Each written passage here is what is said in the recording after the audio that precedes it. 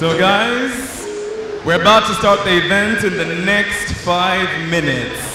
Expecting to have everybody seated in here, but let me just remind you, a simple, gentle reminder, there are also other events happening outside.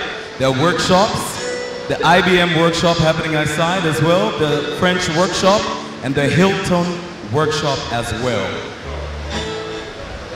So everybody who's outside, if you would like to see you inside, get seated. Let's continue with our event.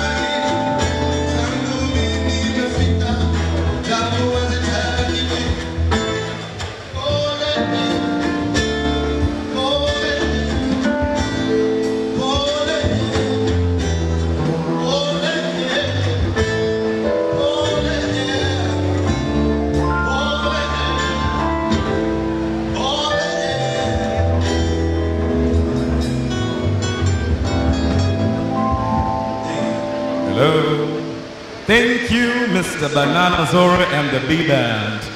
Still waiting to see more people. Guys, we're about to start our session, so we're expecting more people to come inside. So we start. We only have 2 more minutes. I said 5, right now I'm pulling it down to 2 more minutes.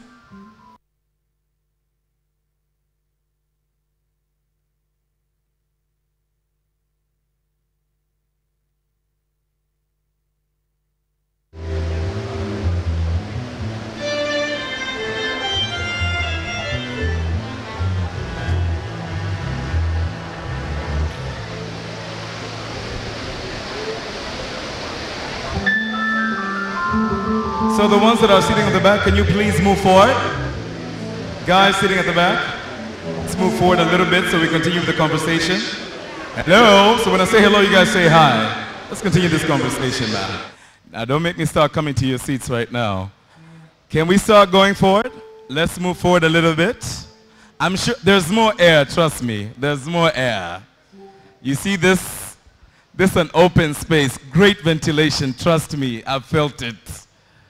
Come in front, so we start our event right now. Guys sitting at the back, can we move forward a little bit? Hello?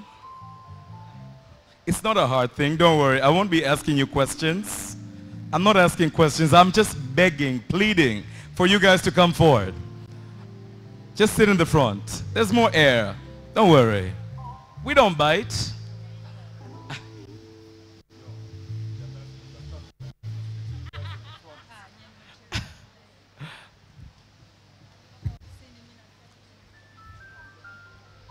We have approximately 1 minute. So the moment you guys move forward and we start the conversation, then we move on with the event. Everybody sitting at the back, and we have you in the front, and we continue talking.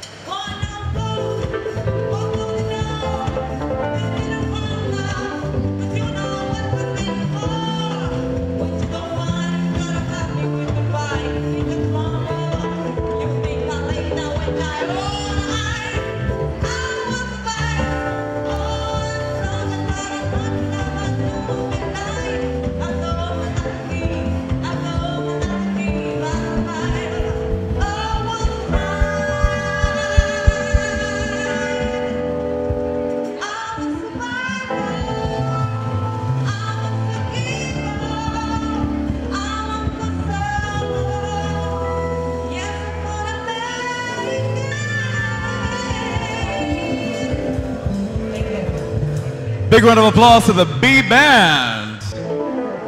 Guys, I can't even feel what you're clapping. Give me some more live. Clap some more a little bit. Now, can I have the certain names? I'm going to mention a couple of names, but so I would like you guys to be seated over here on the left side, on my left. Kamal Yakub, Mr. Kamal Yakub, can I please have you seated on my left? Doreen Maximambali, can I please have you seated on your left? On my left, rather. And Vanessa Kisoile? My left, over there. And can I also please have Mr. Michael Danforth seated on the left here? Dr. George is already seated, so we're good. Dr. Vera Mugitu, can I please have you seated over there? And Mr. Agapiti Mande, right over there. Not on stage, by the way. Right over there, right over there. We're about to start our event, so can we please be seated? And everybody seated at the back. Can we come on the front and we get this show started? How's everybody feeling right now? We feeling good? How was the food? Give me some life. You guys just had food, man. It was good. Can I get the most vibrant person to answer me right now? Can I talk to Mr. Ugali? Tell me, how was the food? Let's have a one-to-one conversation. It was good. How was the food? Very good. Are you sure? Yeah, I enjoyed my... Man, you can talk more than that. It would tell me, what's the best bongo food you've had today? The one I just had. Ugali. Yeah. Did you have the mboga mboga? Which one is that? Majani. Oh, no. Chicha. Okay. Kabichi. Chapa chapa. I don't know what chapa chapa is, but I'm afraid to go into that conversation. Anybody else who enjoyed their food today that would like to express their daily food emotions? I'd like to hear that. Now, interesting part is we're actually moving into the agriculture part, agriculture and food security. I think it's key and very relevant considering the fact that we just came from eating, right? Well, unfortunately, there were other things that were supposed to be done, but subsequent agendas will be planned further ahead and we'll do it. But you know what? On a greater note, we also have the presence, or we are in the presence of a Danish ambassador, the Danish ambassador from the Royal Danish Embassy, Honorable Ambassador Einar H. Jensen. Welcome. Karibu sana. Thank you. Don't worry. We'll talk in a few. Karibu. Karibu, if you'd like. Karibu. A big round of applause to the Danish ambassador.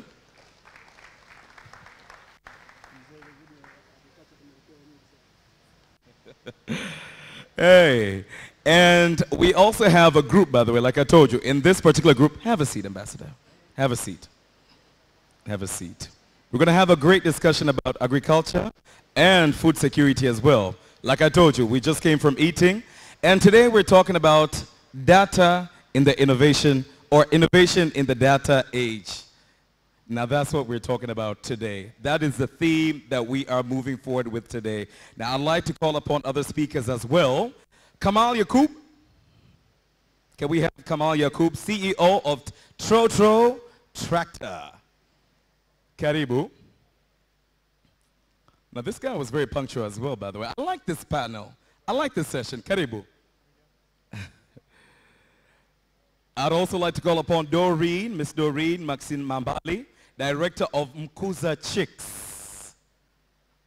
Karib sana. Very punctual panel. I like this.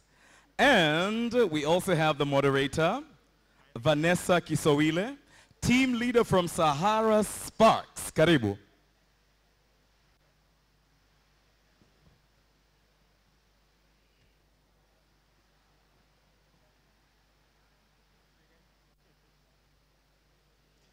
For some who might be wondering, by the way, the future of agriculture and food security, Sahara Ventures, in partnership with the Danish Embassy Tanzania, has been implementing on a lot of things, but especially e-Kilimo. Has anybody ever heard of e-Kilimo before?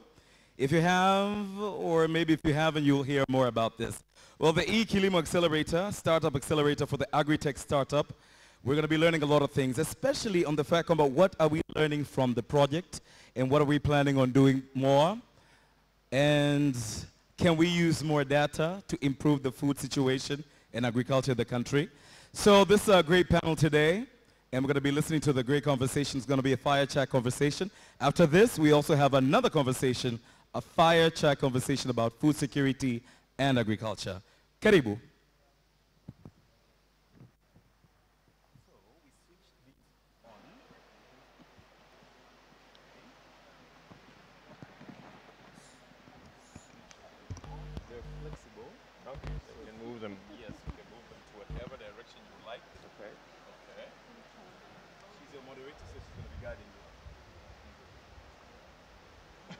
Okay, okay, guys. How are you?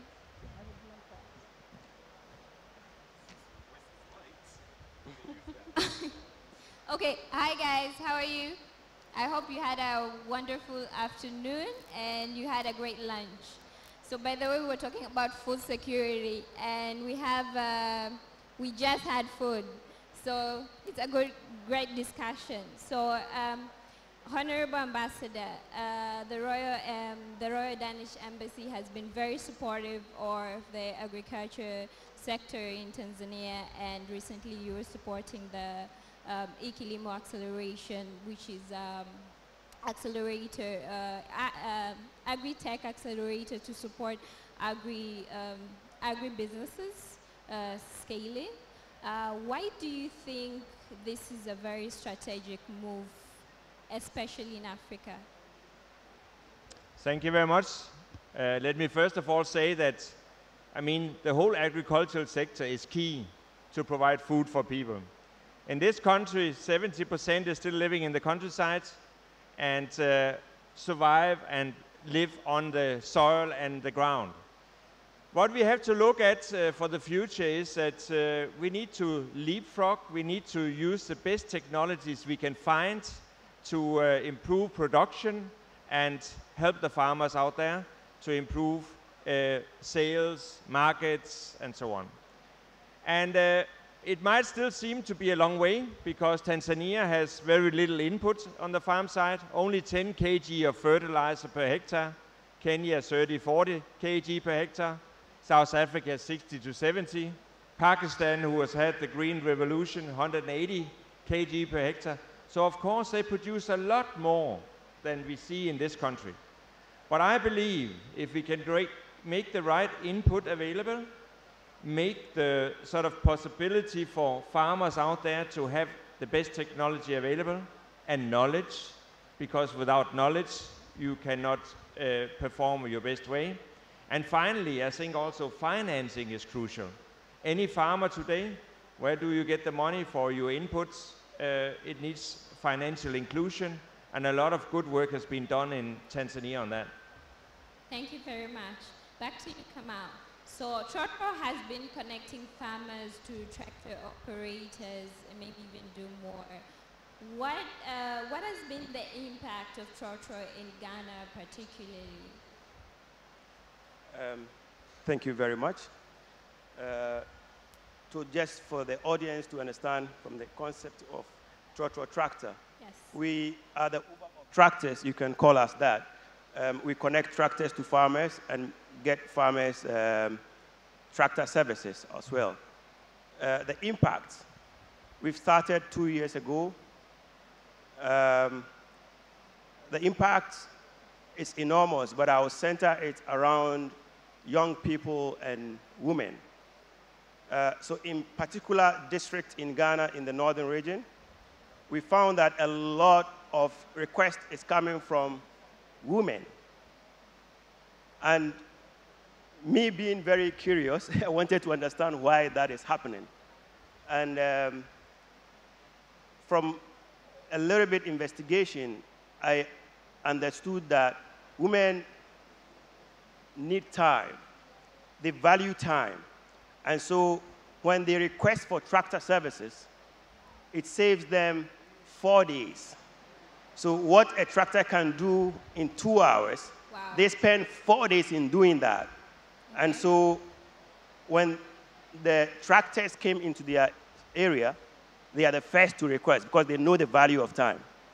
Now, if you quantify this to what is going to happen to everyone that is spending 4 days instead of 2 hours using agricultural mechanization on their farms, then you will understand the impact. The impact is saving time, making money, and then increasing yield. Thank you very much. From Kamal's point when it comes to women involved in agriculture and agribusiness, so in Tanzania with the resources, the land and the water, it had the potential to actually agriculture-led growing economy, and 70% of them are women involved in the agriculture business, and I believe you're one of them. So can you just share with us what are the challenges and the lessons that you have actually directly faced and learned in terms of innovation, in terms of you being a woman involved in the agribusiness?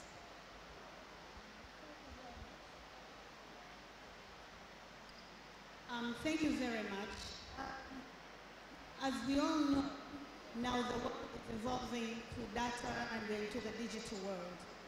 So a lot of times people can be misinformed online, but women are coming up very strongly.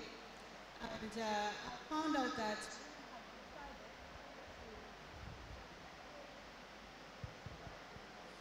women have decided to go into agriculture with full force, dedicating their time as they're becoming large-scale farmers. As a woman, I've seen an evolution in the women population.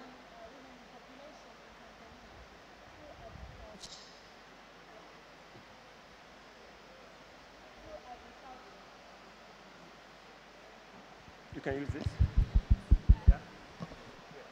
All right, there you go. Yes, through agriculture, and as we know, a woman is the backbone of the household. Me being one, I'll testify that.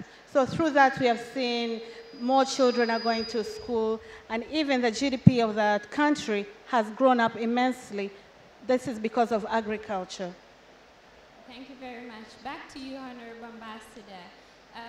How do you think we can get the policymakers and the government to incorporate innovation in the acceleration of the growth of agriculture in Africa generally? Well, I think we need to continue to point to the weak areas. Let's say you're a farmer out there, you have access to land, you only have a small house, nobody will borrow you the money to get started. That's why we have invested in what we call PAS, Private Agricultural Sector Support Program. What they do is they help farmers with the business plans. With a good business plans, you take them to the bank, and with a 50% guarantee, the farmer for the first time gets his loan to access fertilizer, seeds, farm equipment, and the technology he needs to farm. So I think we need to continue to say, let us make sure we have access to finance.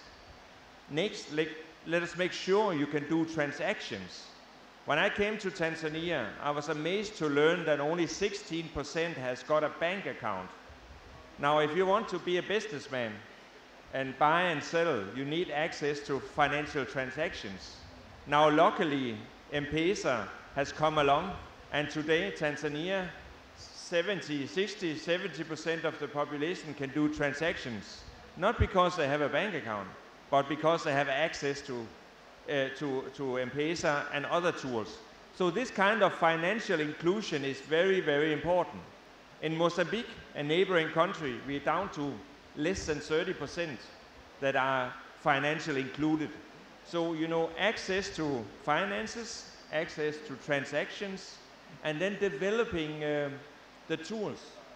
I think if you're a farmer out there, you don't know how much to apply to a given crop, you don't know where you can sell it afterwards, all the information you can provide in terms of how to grow this specific crop on the specific soil you have available, and where to sell it afterwards.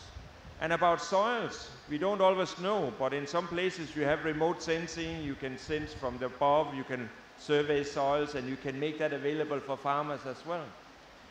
So I'm very happy to see that this has started here in Tanzania, and there's a lot more to be achieved. My hope is that Last year, the Private Agricultural Sector Support Program provided loans for 170,000 farmers. Now, let us do a digitalization of that. Make it sure that it's easily accessible with the formats and the information you need to feed in. And we can move from 170,000 farmers to 1 million farmers very quickly. There are a number of areas where we definitely can leapfrog, as I see it. Thank you.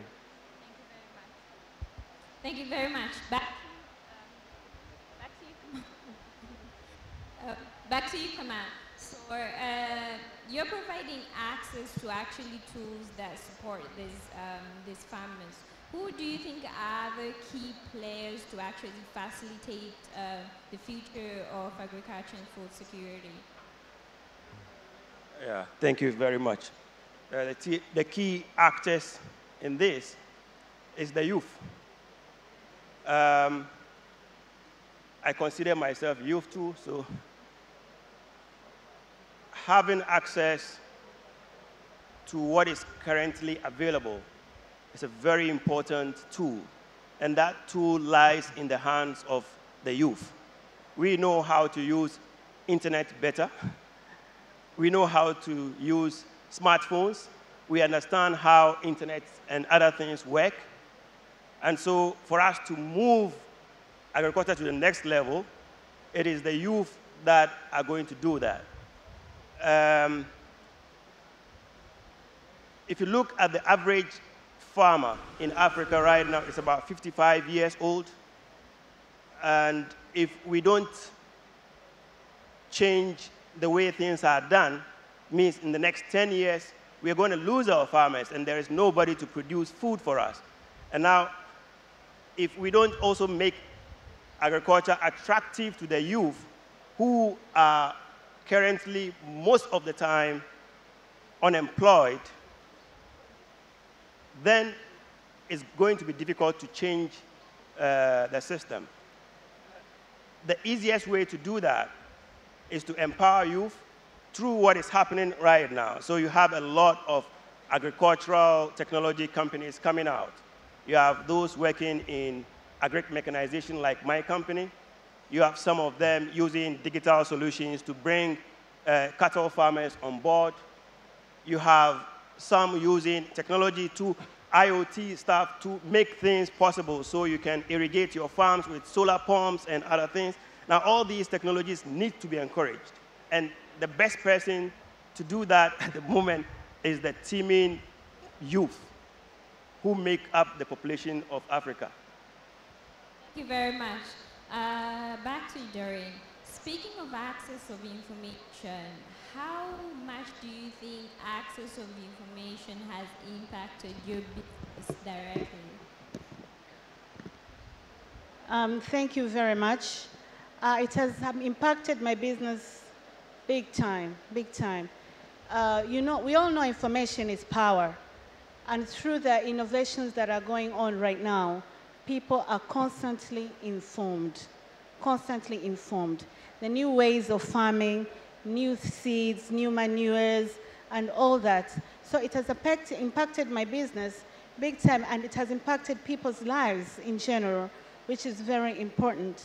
But to add on to what others have said, really we have got to impact on we have to encourage the youth, because agriculture has been seen as something that the elders do it and all that. But in actually, those elders are growing old. Like he said, Kamal said here, that to reach a time we will not have food for ourselves. So it's very important to educate, encourage, motivate the youth that they can do farming and agriculture as well, but more in a more advanced way, using the innovations that are going on. Every youth has got a smartphone. There's plenty of applications down there that they can learn constantly new ways of farming and improve our farming so we can maximize whatever we get out of an hectare. Thank you. Thank you very much. Back to you, Ambassador. What's your advice to actually young people that are involved in agriculture and young innovators? How do you think they can really impact the sector of agriculture?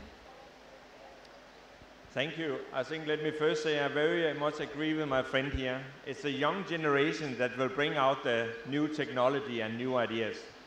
It's not to say that us old grey ones have lost everything, but usually the innovative ones and those with the smart and new ideas is the youth.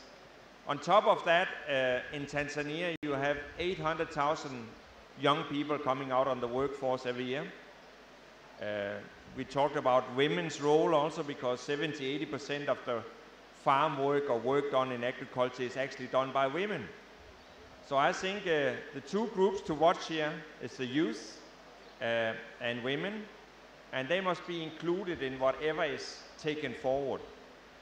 Another worry I have is, I think often we think, you know, when we have a problem or we want to disseminate new information or we want to have smart ideas distributed, we think about apps. We just develop a new app with that information in, and we are fine.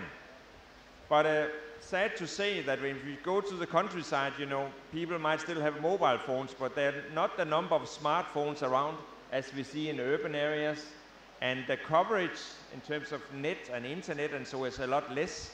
So we can maybe develop the best app for advising the farmers, yet the same farmers that needs to access this will not be able to access it out in the rural areas. So I think my advice for the young people, think smart, think broadly, don't get stuck on one idea.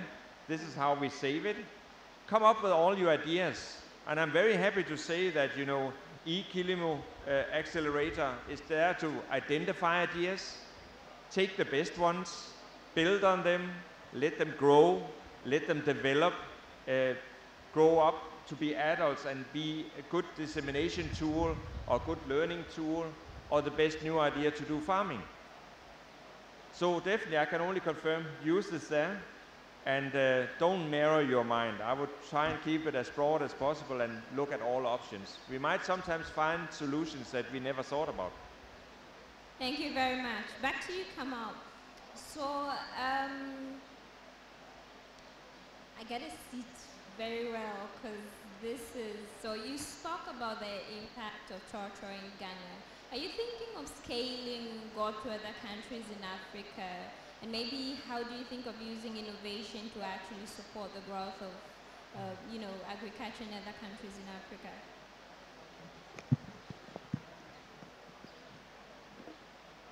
Yeah, thank you so much. So about scaling up, the whole idea of starting up Trotro Tractor is to serve the farmer. And the farmer of Ghana is similar to the farmer of Tanzania. So the characteristics of the customers are mostly the same. Farmers with less than 20 acres, farmers that cannot buy a tractor, farmers that do not have access to financial inclusion. And so what we are currently doing is to get the product robust enough that it can be scaled up to other places. At the moment, as I speak, we would be launching in Zimbabwe, and before the end of the year, maybe Mali. So we are moving. We are looking at Africa as a continent and customers across Africa. It's something that we're doing for the entire Africa. So we're looking beyond Ghana. Thank you very much. Back to you, Doreen. So this is very out of agriculture, you being a mother and all that, you know, a woman and all that. How are you managing? Like really, is there a balance or? Thank you very much. Of course, there is a balance. Life is all about balancing, but if you decide to be a full-time mom and no work, then there will be no food for your children. As Kamal said, as he was doing his studies, it's mostly women that do this farming. So definitely you've got to balance. As there's food in the house, kids are going to school, they're happy. So yeah, thank you. I'm having a very hard time doing that. Okay, so speaking of the food security, there was a data that about 2050 there will be about 70% of global food demand. Um, Back to you, Ambassador. How do you think we can use innovation and technology and these tools to actually prevent this before it's happening? Because we have these data, we have these, I would call them predictions, like global warming and all that. How are we using these tools? What do you think we should do to actually prevent this? Thank you. Perhaps before I get to the tools, I would like to tell you or share with you also that Denmark is a small nation. We have 5.5 million people. And of course we have, at this point in time, ambassadors in 70 countries. I'm one of them. But last year we have also appointed a tech development ambassador to be placed in Silicon Valley in US. And why have we done that? Because we believe that the next revolutionary development will be in the technology side. We have acknowledged also that some of these giants on the technology sides are so big that they're actually bigger and have more influence than some countries, which means that we have to stay close, we have to follow developments there, and we have to be, you know, one step ahead, not to lose out. Now, when it comes to tools, I mean, it can be very difficult to identify, you know, specific tools and say, this is what you should do. But in my mind, there's no doubt, there's endless possibilities in Tanzania. You've got so much farmable land. It's huge. It seems endless to a small country like Denmark. So the opportunities are out there. You can farm many, many different crops. You run the biggest herd of cattle in Africa. Yet you import milk to this country. So why has it not been possible to set up the dairies? Why has it not been possible to organize farmers in farm groups to provide that milk and for processing and yogurt and so on? So I think it's not only about, you know, maybe farming the soil or finding a specific crop that is a solution with a specific knowledge and technology. It's also thinking about how you organize yourself. And I think your idea about organizing Uber or tractors, how you lend them, how you find them, how you share. Because not everybody can own or have their own farm equipment. There's a time where we must share, and that's the most cost-efficient way of doing it. So again, I would say, think in many different ways. Think in dairy, think in fishery, think in agriculture, think in different crops, and for sure think about making the best information available at the right time. Think about working in areas of financial inclusion. People must be able to do transactions. People must have access to finance. Yet again, that does not necessarily have anything to do with agriculture, but we need to develop these tools that give the people access to finance. Without that, you cannot take the development forward. Then, of course, I believe that any technology has a cost also. You know, you will need some money to dig into that and use that technology. But surprisingly, quite often, good information, very, very good information is made available cheap and at hardly any cost. So there are definitely areas where we, again I can say, move forward, leapfrog. I mean, in my country, everybody has got a bank account, even when you're a child and you're born. In Tanzania, only 16% has got a bank account. But honestly, you don't need a bank account because you still do your transactions. So I think there's things that we did in my country that doesn't need to happen in Tanzania and other countries. So skip it and move on in other ways, but identify these avenues. So the tools can be many. Thank you. Thank you very much. So this is for the two of you. I'll start with Kamal and to you, Dori. So you guys are tech entrepreneurs. What has been your biggest challenge, Like from when you started to now, what has been your biggest challenge?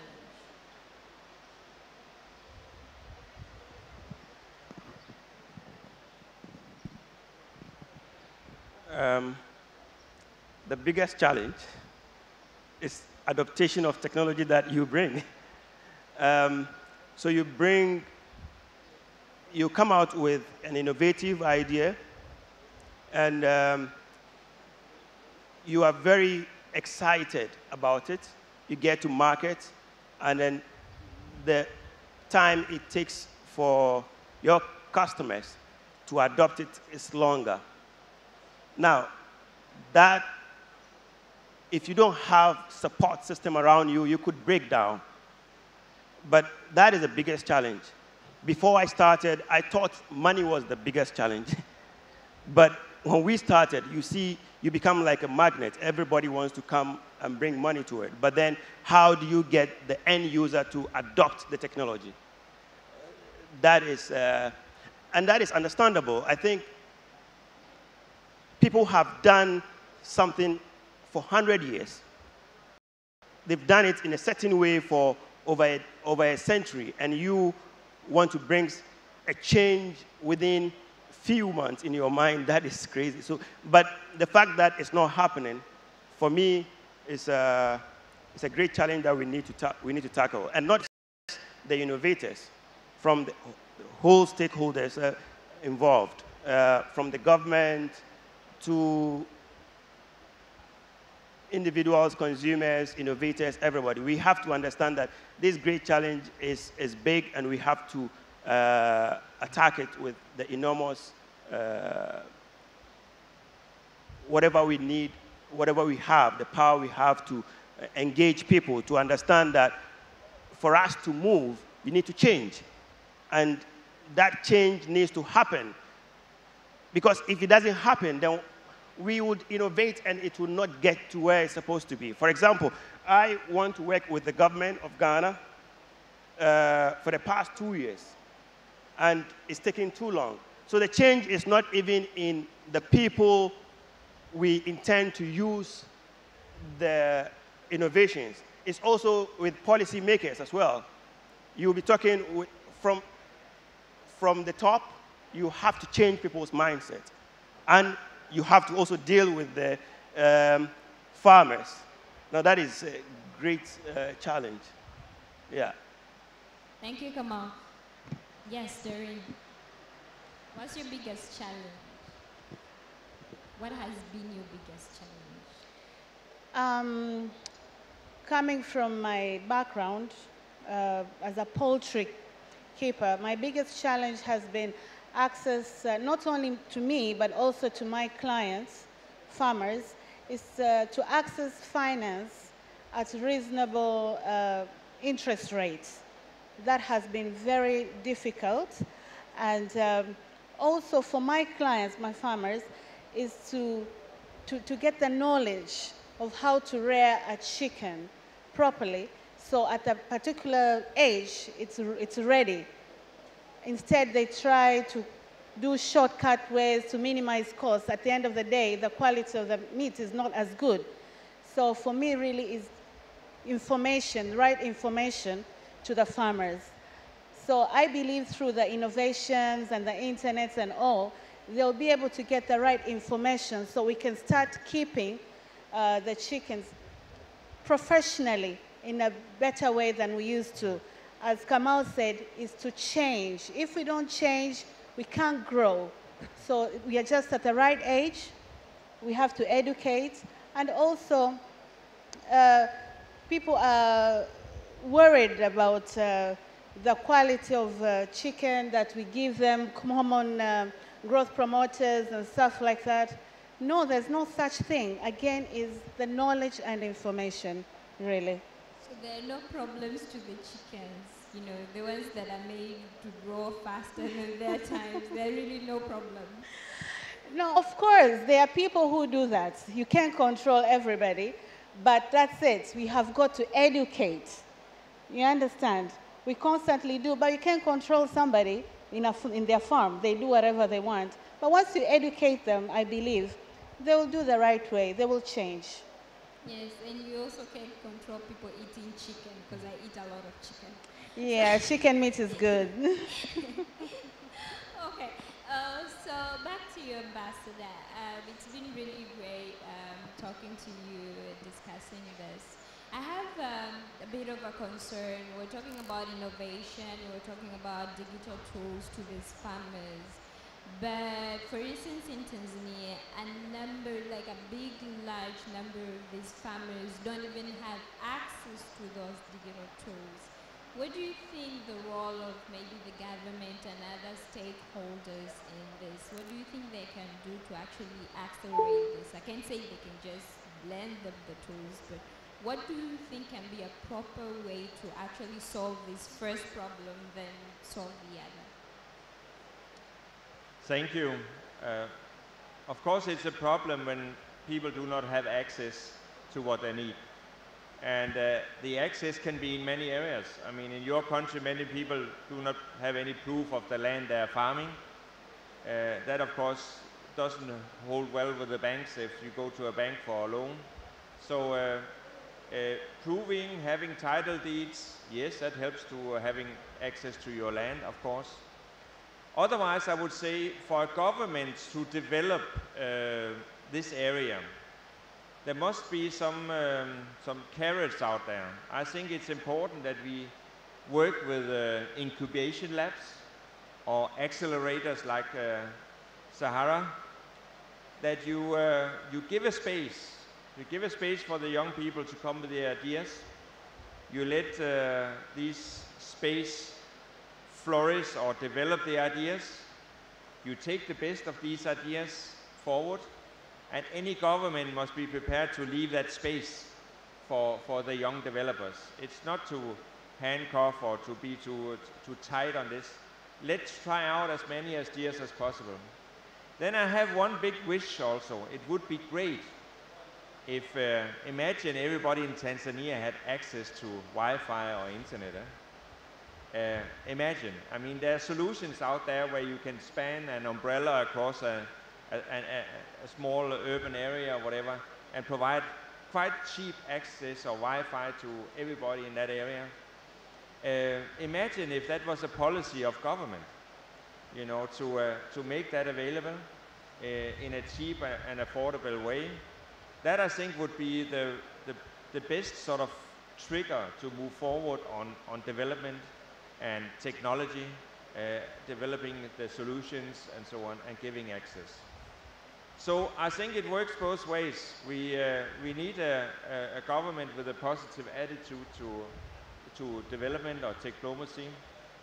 We need all the young developers out there. I'm sure the young developers are more than keen to work on it. Not all ideas will flourish and fly, but certainly some of the ideas will be there. And if we pick them up and we provide the assistance, and I can say Denmark is happy to go that route because we strongly believe in digitalization and finding the right technical solutions to avoid what we had to do in the past, but to leapfrog for new ideas. Thank you. Thank you very much. So a quick question to you, Kamal. Are there any new, maybe emerging markets in agriculture that you would actually advise the youth to be involved in? Yeah, the soft side. So data. Yeah, I encourage youth to go into the sciences of agriculture. The next generation, the next level of agriculture is the data agriculture time. It's the precision agriculture. We need computer engineers in agriculture. Yeah, we need mathematicians in agriculture. So that is when we talk about available opportunities in agriculture, and I'm talking about the youth involvement. I'm talking about all these value chains, from the farm all the way to the table. And you need mathematics to understand how soil temperatures are. You need mathematics to understand when the feed conversion ratio of grass into beef, or from concentrated feed into chicken. You need to understand all this and write algorithms and see when the next grain of corn is turning into beef or is turning into real chicken on your table. And that cannot happen with the way we do things right now. And so we need a lot of young people in the value chain from farm to table. Thank you very much. So thank you very much, guys. It's been amazing. I hope I didn't take too much of your time. That is very debatable. I was really enjoying this. Without even going, I'd like to ask a favor from you guys. We've heard a great discussion happening right now, and you know what? I'd be lying if I don't say, come on, there's more to be said. I feel like we need a video for this discussion. We need to summarize everything they said involving agriculture and food security. Mr. Man on the background, do we have a video? I think we might have one.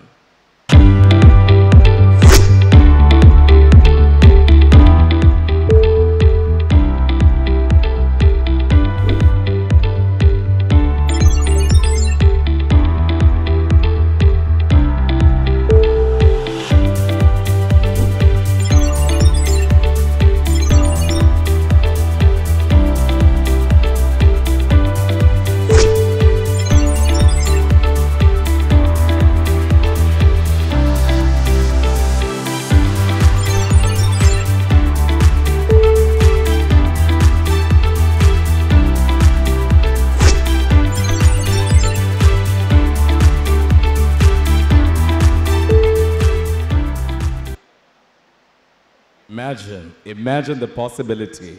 If everybody got the right information, or let's start, if everybody got the right data, you turn it into information and you transcend it into knowledge, and everybody gets food, and the security is there, and agriculture is great. Thank you very much to the Danish ambassador, Antesana. Thank you very much, Mr.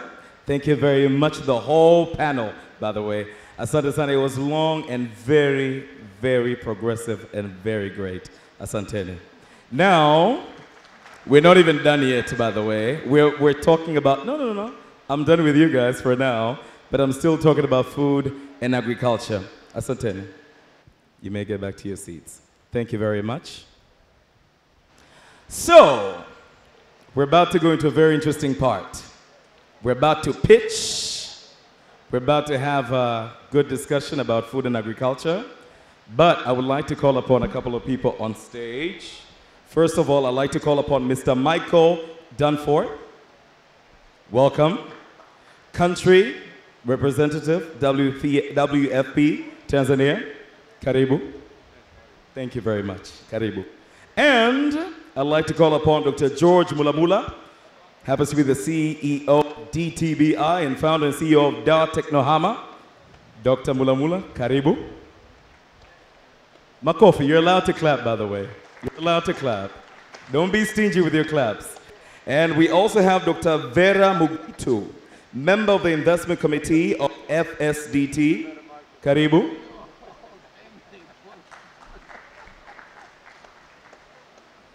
And Mr. Agapiti Mande. Karibu. Now, he's the lead for Data for Local Impact and co-founder of Tanzania Data Lab. And last but not least, we also have the moderator, Ms. Elizabeth Mwambulukutu. She happens to be a communications monitoring evaluation specialist for the USAID-funded Aspires project. Now, this is going to be a good discussion as well, just like the first one that we had. Now, this one happens or also involves pitching as well. So are you guys going to be hard to these guys when it come to pitch? Are you going to be doing the judging? Not you guys? I'm glad. Because I feel like they might be subjugated to more things. But we're going to start this discussion right now. But without further ado, I'd like to get a video before we continue the conversation.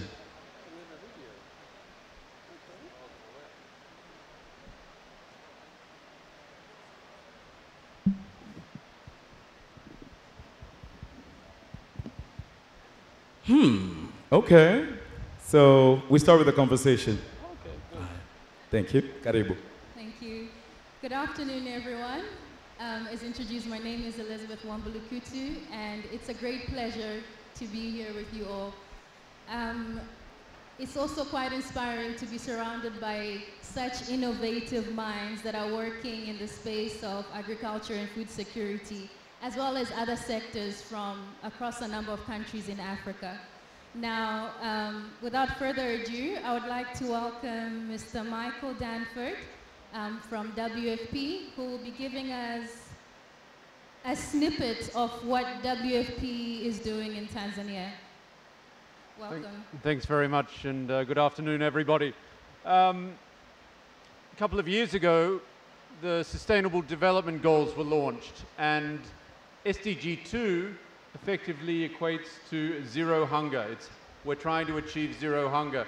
Today, however, over 800 million people go to bed hungry every night, effectively 1 in 9 of the world's population. In Tanzania, even, a food surplus country, we know that 34% of children are malnourished, are stunted, 58% of women are anemic. So despite the fact that we have set this ambitious target, today we are somewhat far away from achieving it. So what we in WFP are doing in Tanzania is working with the government, supporting over 500,000 people through nutrition programs, agricultural programs, support to to the refugees, and also social protection. But one of the most exciting things that we've done in our strategy is to launch an innovations outcome.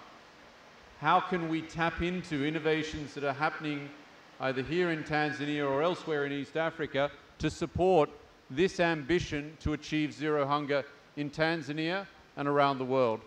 Thanks. Thank you, Mr. Danford.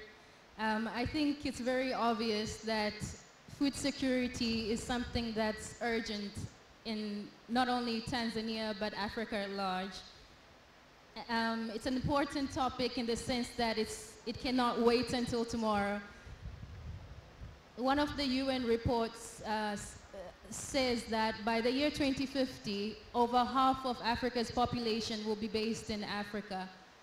This calls for more food on a lot of our tables, so more people need to be fed. And I'd like to commend WFP's work in Tanzania in reaching over 500,000 people and making their lives better. So I'm quite excited now to move over to the next part of our discussion, where I'll be, with the help of my distinguished panelists, be connecting the dots between agriculture and innovation, looking forward to the future. Now, I'd like to get started with Dr. George Mulamula. Dr. Mulamula, I'd like you to tie the whole aspect of innovation to well-being. Given your experience, or drawing from your experience, what more do you think can be done to stimulate innovation, keeping in mind partnerships that are evolving in Tanzania with the government, development partners such as WFP, and the civil society? Karibu. Hello, hello, testing, testing. 1, 2, 3. Are you sleeping? You're awake, eh? You can hear me, eh? I'm not singing, I'm sorry. The mic was the problem. You guys look as if you didn't have lunch, you're still hungry. The moderator is surprised at what I'm saying. It's mindset. The dots are connected through mindset. So the question is, what is mindset?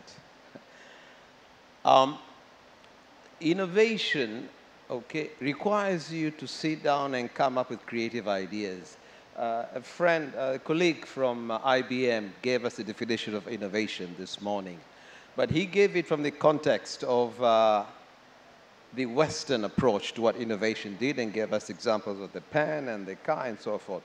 Let me tell you what innovation is that will make things work, startups grow in the agricultural sector and other sectors. A friend of mine came down from the West, and he said he wanted to open up a tool shed shop and sell seeds to farmers here. And And he was in an area where he'd done some market analysis and saw that there was a need for that. So he did that. He opened this, I think he called it Jameson's Seed Shop. And then after 4 months, people were saying the business he was doing was very good. So somebody came to his left and opened up a shop, selling seeds and same thing. His business went down. And then after another couple of months, somebody else opened up to his right. So he was sandwiched between two people and his business was going down. Do you know what he did? He took down that sign that said Jameson Seed Company and put up a sign that said entrance. If you don't get it, I'm sorry. So now, what I'm trying to say is this. The mindset that is required to think out of the box so that you can get your innovations to be scaled up and get partners to come in and partner with you is very, very important. And this is a role that we do at DTBI. We tend to sit down with, from the ideation stage all the way up to the company stage, whereby we work with youth, we work with women, we work with gender, even older people who have ideas in the agricultural sector. How do you nourish your idea? How do you take your idea forward so that it will make a difference? It will be scaled up. It will go to market. You will get your customers. And how do you get access to finance and have those business development tools and messages that you want to get done? The other part of that, once you have an idea which is solid, is to get the partner. So partners like WFP, and partners like MCC, you know, and PEPFAR, and partners like the Tadia project. We're working with the Danish embassy. These are the key tools that add on to that idea that one has in the agriculture sector to move forward and make a difference. And in this case, I think we partnered with WFP to work on what we call come up with innovative solutions to address zero hunger agenda by 2030. What innovations can we come up in Tanzania? That's just one example that is there. Along the same lines, my colleague and project manager, Mr. Agapiti, runs a project for DTBI, the DLI, that is also working along the same thing. He'll give more details in terms of the youth and the people who they came up with. You're going to see the pitches later on that work towards what solutions are there. And it's very, very important that we grow our own homegrown solutions to our challenges that we have. That way, they've got greater impact and they really solve the problem that we have. So the answer to that is, number one, having a mindset and having the capacity to network with our developing partners to add on extra onto that ideas that they have. Thank you, Dr. Mulumula. I think partnerships play an important role in accelerating ideas, as you said. And now I'd like to move on to Dr. Vera Migitu, who is also currently a researcher at the University of Edinburgh. So a question for you, Dr. Vera. What role can research play to influence innovation in the context of food security and agriculture?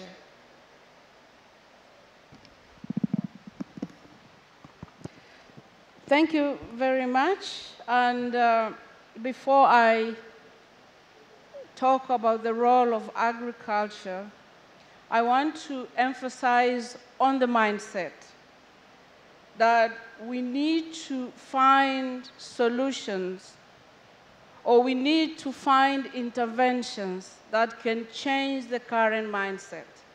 It is so difficult to upgrade routines in the agricultural sector with the current mind among the society, among the civil servants, and among the private sector.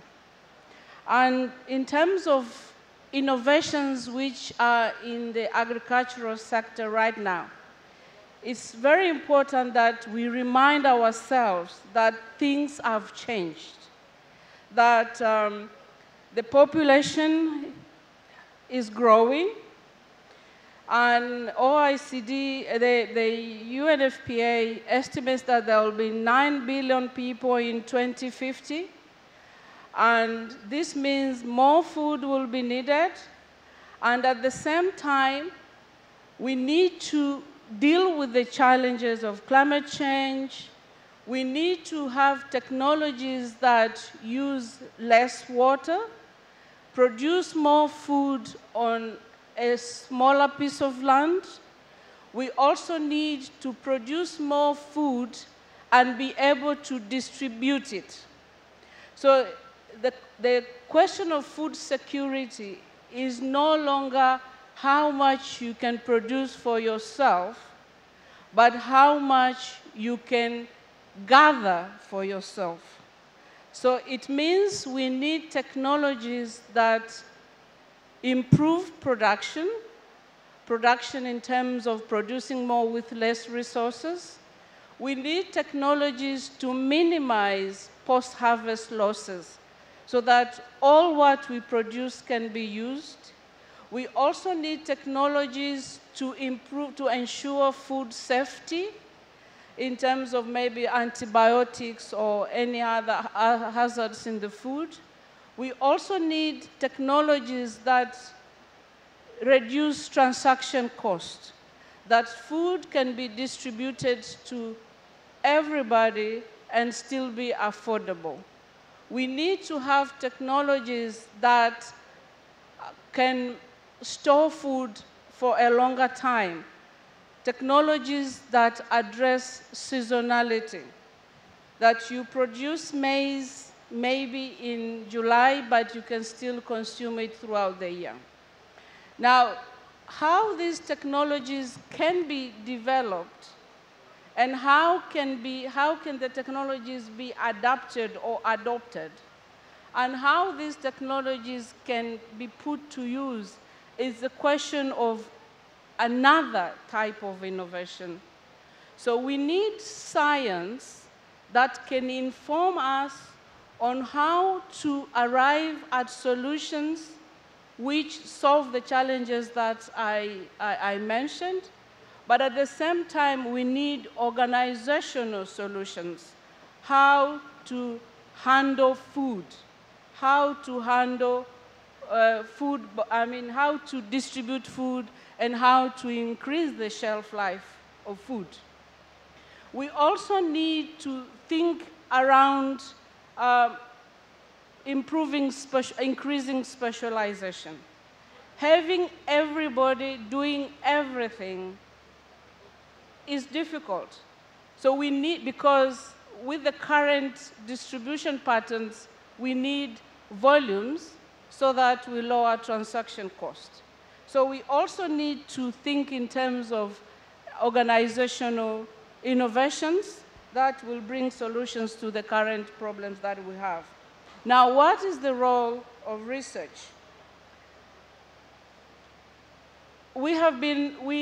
Agriculture had, in Tanzania and in Africa in general, we have had institutions which have been doing research for a long time.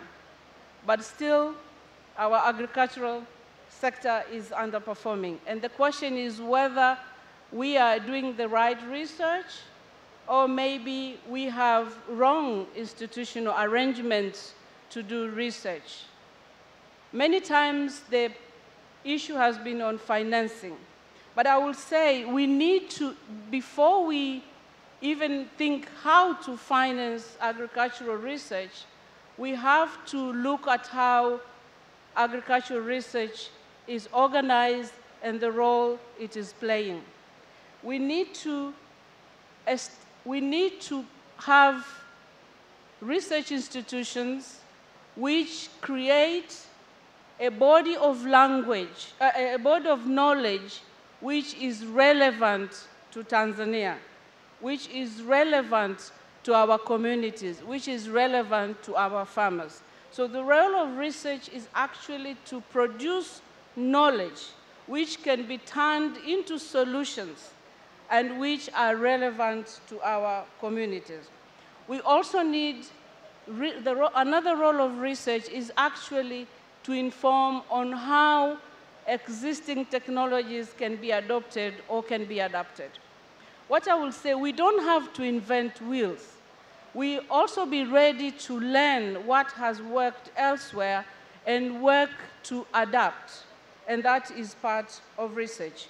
We also need evidence on how agriculture can be organized and how food can be distributed.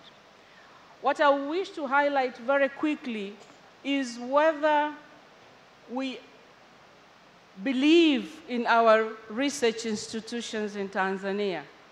Do we believe in the knowledge that is being generated?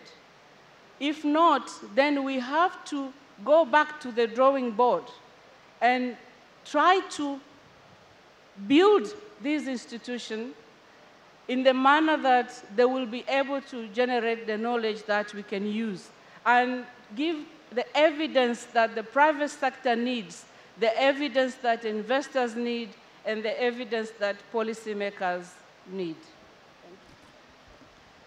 Thank you, Dr. Vero, for sharing your insights and highlighting the need to re-look at the way we currently conducting research in this area, as also highlighted how this will impact the way we adopt existing technologies, as there's no need to often reinvent the wheel.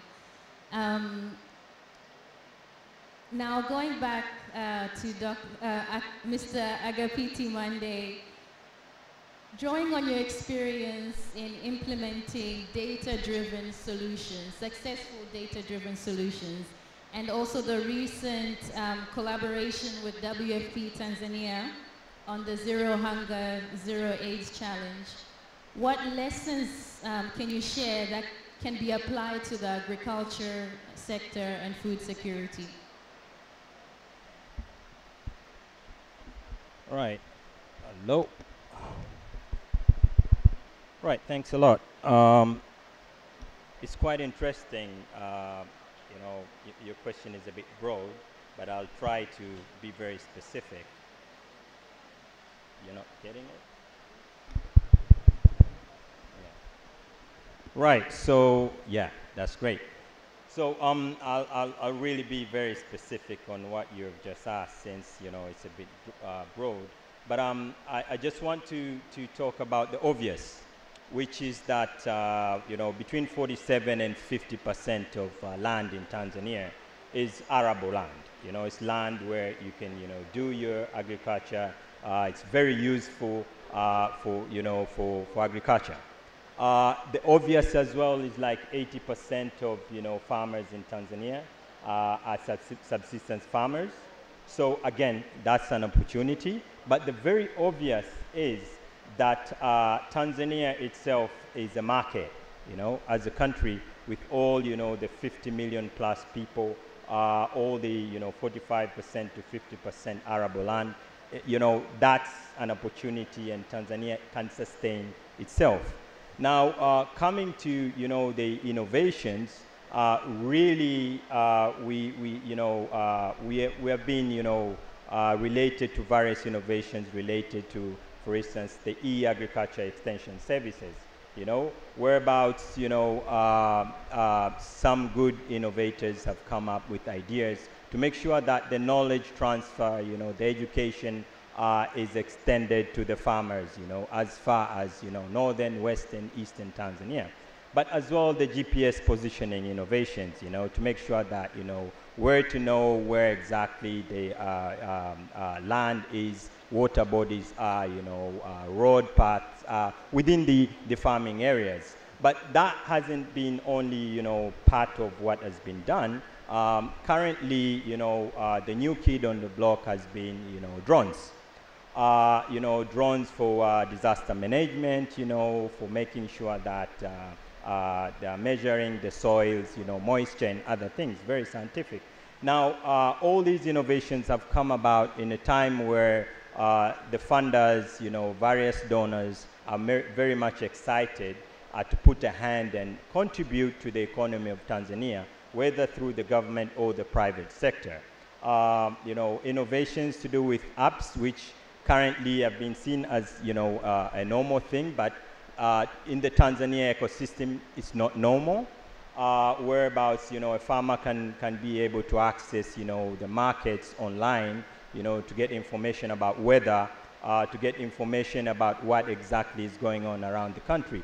It's not something which is, quite usual. But as what I started to say, these are the obvious. Moving forward, we have to encourage a lot of research, in the country.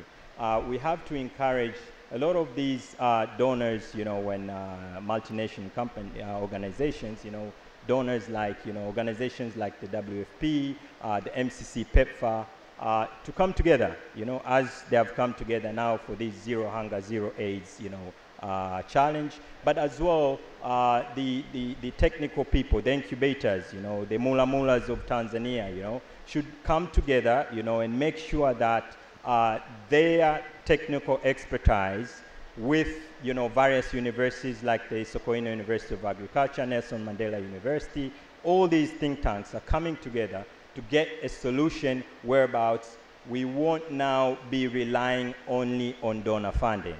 Because since most of the innovations which are currently, in Tanzania and I could say East Africa or Africa, somewhere, somehow, the seed funding has come from, other countries, So it's something which is a bit complicated, but it can be done if all the think tanks in Tanzania are thinking together.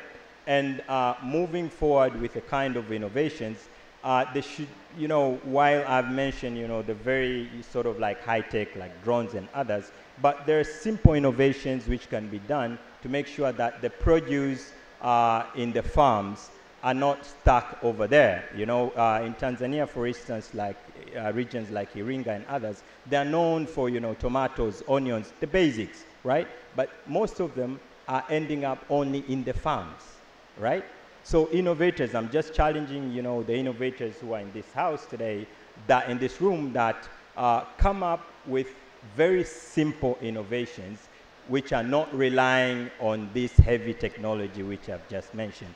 And once that is done, for the future generations, for the next 50 to 100 years, the innovations which are coming from Tanzania will be sustainable. Instead of relying on the very high tech, which is the way the world is, but unfortunately, everything which is innovated now will change in the next 5 to 10 years. And I always challenge, various, groups of innovators when I meet them, that, this innovation called, Uber, a car, your app, your phone, the connection. Cars were, invented 200, 300, 400 years ago, Phones, the smartphones, we have smartphones for the last, few years, but no one in between was thinking about what's happening between connecting the the customer, as well as, the vehicle. All of a sudden, Uber is seen as, a very big revolution in the country. So even in the food and agriculture world, very simple, basic innovations can make a very big difference and grow the economies of these, emerging markets like Tanzania and others. Thank you. Thank you, Mr. Monday. I think, it's important to draw on lessons learned, as you've highlighted, that are spilling over from other sectors, such as the Ubers of farming. And it's quite inspirational to see Chok Farm, I hope I got that correct, who's reinventing the wheel, literally, in this area. Before I go to Mr. Danford, I would like Dr. Mula to just come in again here with regards to how innovations such as the drones project that you're doing in Mwanza, for example, could be spilled over to the agriculture and food security ecosystem.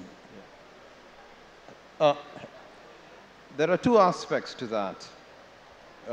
Number one, we have a project that we're testing at the end of this month in Mwanza, and it's going towards the health sector, but looking at the farmers so that they're healthier. But then we want to build a use case in that, and that is to say, using drones and the technology around drones, number one, Can you deliver medicines to the farmers and the fishermen in the lake region so that they can be healthy and continue with their farming activities in a more, let's say, amenable manner? So that's one. Two, around the drone project that we are going to be looking at the end of the month, we want to create what we call a fabrication lab. A fabrication lab then looks to say, how can you use the latest technologies in 3D printing, CNC cutters, and so forth, that kind of equipment? Can you start creating prototypes that will help farmers, for example, insecticide machines or cans to carry the pesticides so that they can take care of the farms? Or those who have got the tractors, can you build or create some kind of tool or machine or screw or nut when the tractor does not function, instead of waiting to order the part from Europe, because that's where most of tractors come in, or they're assembled in Dar es Salaam. By the time they get to the farm, it takes a long time. So, and you have drones do the delivery of those parts, and you fabricate that. So this is the role that we see drones are playing a role in. But the last part is that we've been talking to WFP and trying to figure out the last mile delivery in terms of maybe food or whatever. Could be, for example, the refugee or drought-stricken areas, to see what can be done with that. WFP is the #1 leader in terms of logistics around the world. But then there are areas whereby I'm sure your big planes cannot reach. So what is the last mile delivery? So these are the use cases that we want to build around drones that will go help farmers and also other different sectors, but mainly farmers. See how can we help them in their livelihoods and their day-to-day activities. Thank you, Dr. Bonobula. I think also with drones, I can imagine how this can help farmers monitor their crops.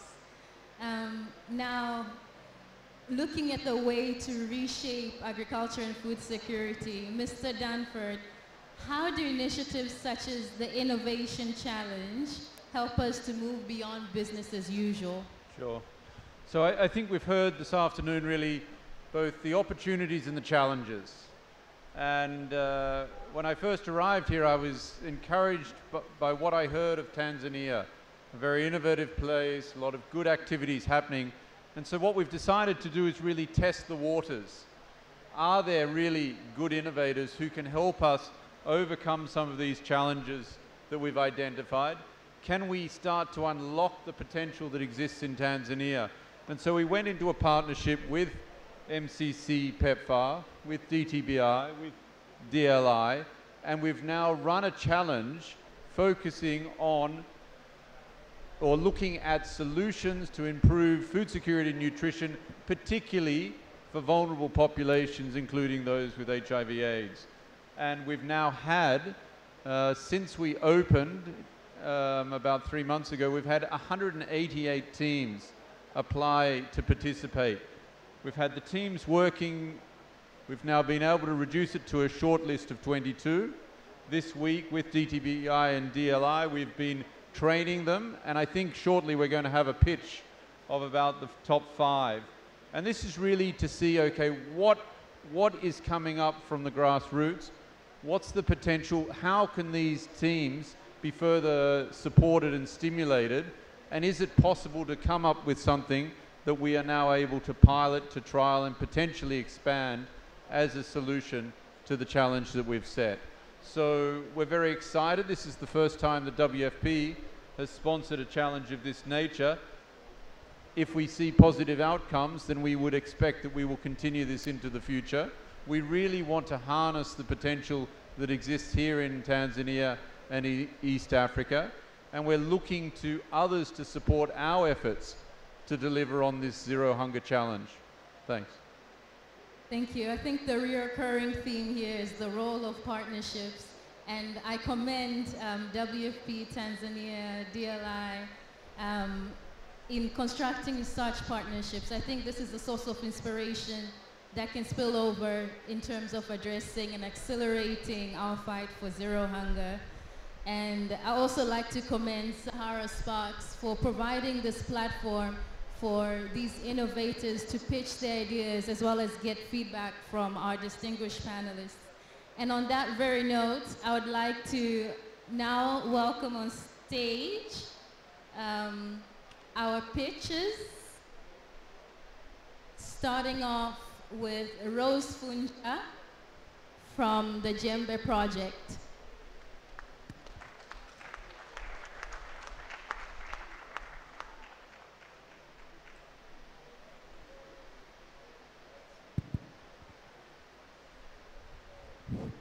Good afternoon.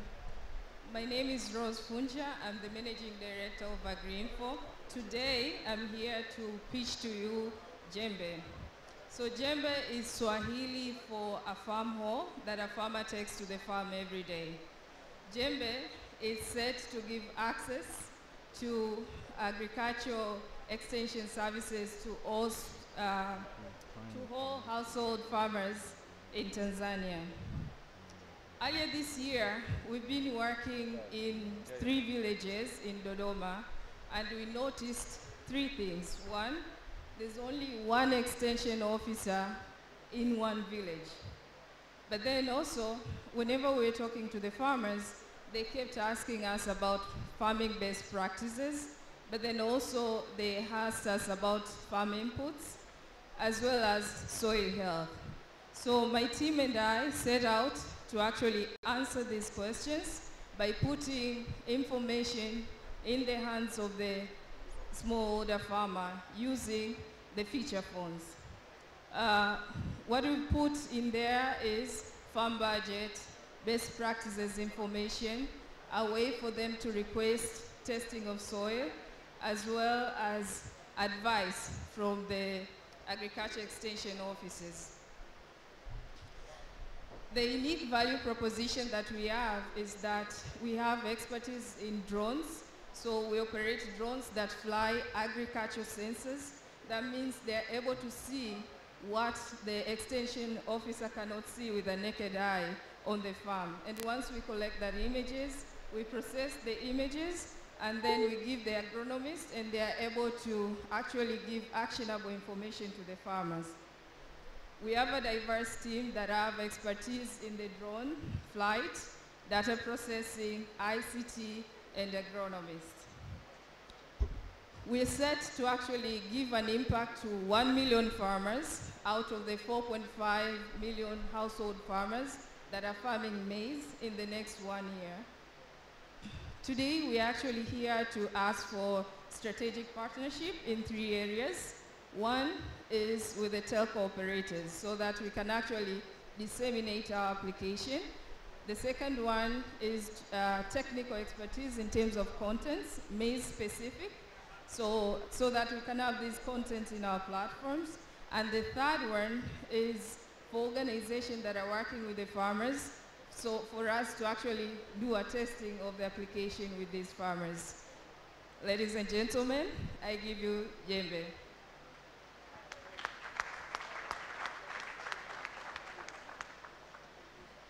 Thank you, Rose. We'll get a chance for all of our pitches to receive feedback from our distinguished panelists. And something that I didn't mention, which actually I should have first. So what's at stake for these innovators? As Mr. Danford highlighted earlier, there's a total of 22 applicants, and we're just going to get a snippet of 5 of these. So the final decision will be reached next week, Monday, I believe. And what's at stake? So the partners stand a chance to receive funding of up to $100,000 for their innovations through a capacity building with WFP and partners. They also have an opportunity to present their ideas here at Sahara Sparks and AfriLabs 2018. So we thank Sahara Sparks and AfriLabs for the platform. Another one is an opportunity to participate in a WFP Accelerator. Hello? Yeah, sorry. In a WFP Accelerator Bootcamp That's also something that's available on the table, and also a chance to participate with, or to pilot rather, with WFP Tanzania.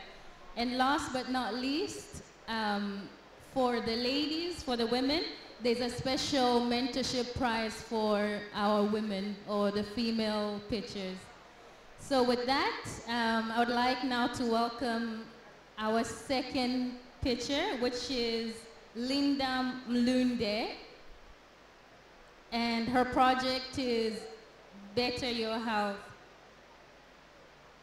Karibu.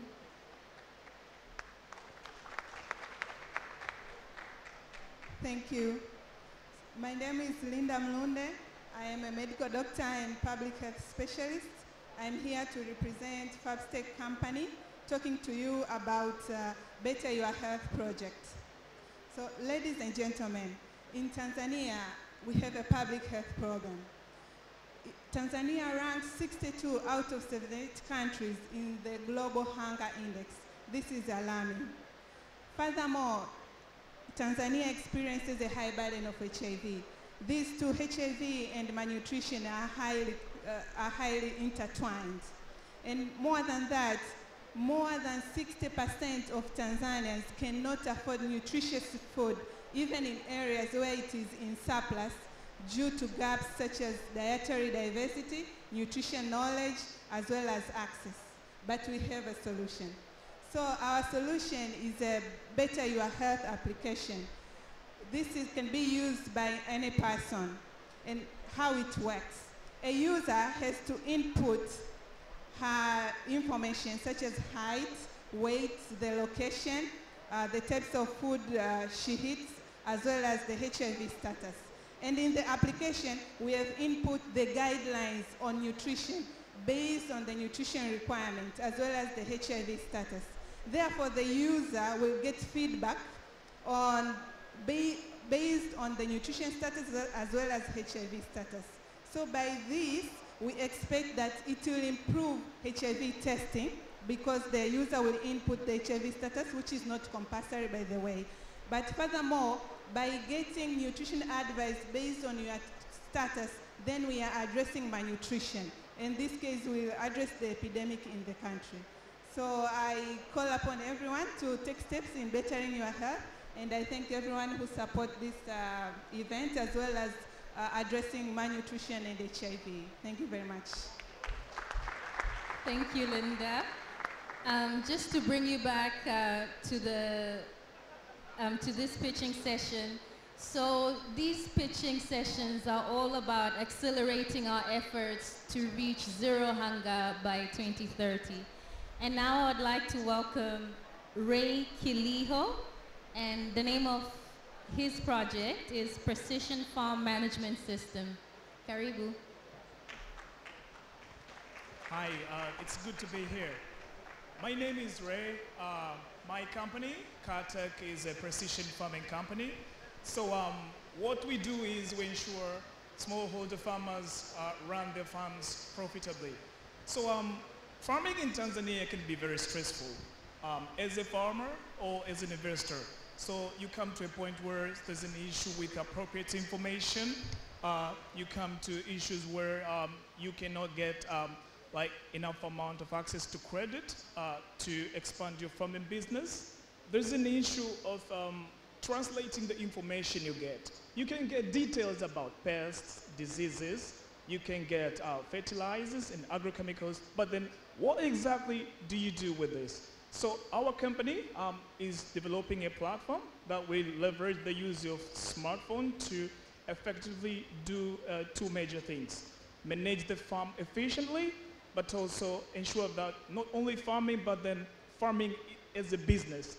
So our platform will manage the natural resources, as in the land, the weather information, details about pests and diseases, but also our solution will help the farmer manage about all the inventory, all the financial resources, and the human resources. So the farmer can do before season planning and can ensure that they know the amount of cost they need throughout the season.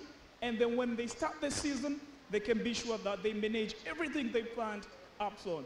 In that way, not only can a farmer get 30% more yield, but also it is 30% more profits. But also, a farmer will save 25% of costs that could have arisen for not having proper planning. A dedicated team of 4, including myself, some agronomists and 1 computer engineer, are pushing to ensure that we bring farming into the businesses. And by doing that, we call upon all of you that farming is cool. And we believe in a world where all small farmers can be small businesses. And so we support the transition and support the businesses. Thank you. Thank you. Now we have next Irene Sally Odunga. And the name of her project is Ninayo. It's actually quite inspiring seeing women in this, so. Hello everyone, my name is Irene Sally Odunga and I am the country manager of Ninayo.com. We are an online trading platform for African agriculture. We help connect farmers, buyers and agro-input suppliers. So I'm considering Maria Lupagaro. She is a Tanzanian smallholder farmer.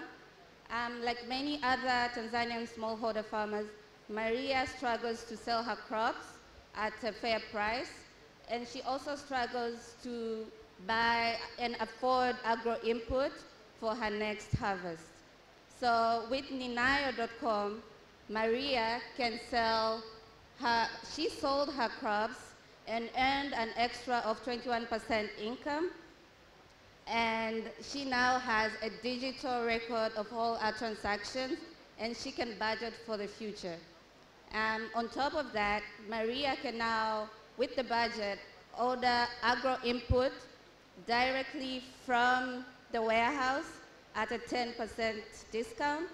And the agro-input will be delivered to Maria's village and that will help Maria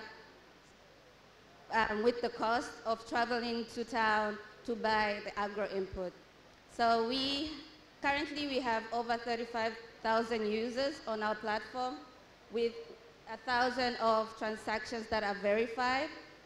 We have a great team. Garrett Camp, the co-founder of Uber, as our investor. Maxi Milo, co-founder of Jamii Forum, as our advisor. And Jack Langworthy, the founder of Ninayo.com, who is also here with us.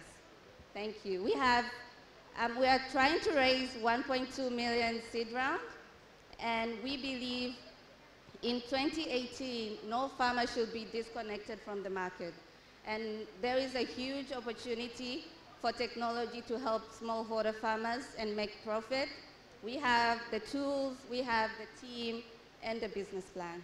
Thank you. Thank you. And last but not least,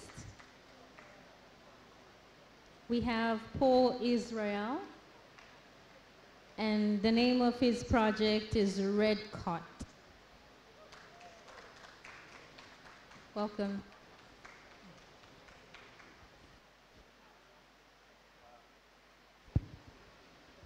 Good evening. My name is Paul Israel. I am the programs director for Red Coat, the renewable energy development company. In Red Coat, we are actually developing renewable energy technologies through biomass gasification power generating plants. Technology, we actually install them in rural villages where we power irrigation farming and develop commercial cooperative farming. We observed since last year that in rural areas, and especially there is a problem that villagers and people in rural areas lack electricity, actually the productive energy to power irrigation farming. And therefore, there is lower productivity, and there is a lot of high food insecurity, which leads to poor health, and at the same time leads to poor working conditions, in that sense that people in rural areas cannot work well and therefore cannot produce more. So with this system, we're installing this system in rural villages to power irrigation farming, develop cooperative farming societies in such a way that this energy can power uses normal resources like grasses or crop straws or rice huts, and we produce that energy that can power 4 times production than a rain-fed agriculture. So with this system, we believe that in the future, rural economy will grow at 4 times faster than it is now because we are powering energy out there. And we're not only doing this, but we are also integrating this system with information technology where farmers will be receiving actually farming guide from preparing farms to harvesting and to marketing. So we are really encouraging everyone, including partners, and those we believe will fund us to actually provide us with 100,000 USD in our 10 people team, which includes engineers, 4 engineers, mechanical and electrical engineers, including 2 Indians, and we have 2 software developers and agronomists, and including myself, project coordinator.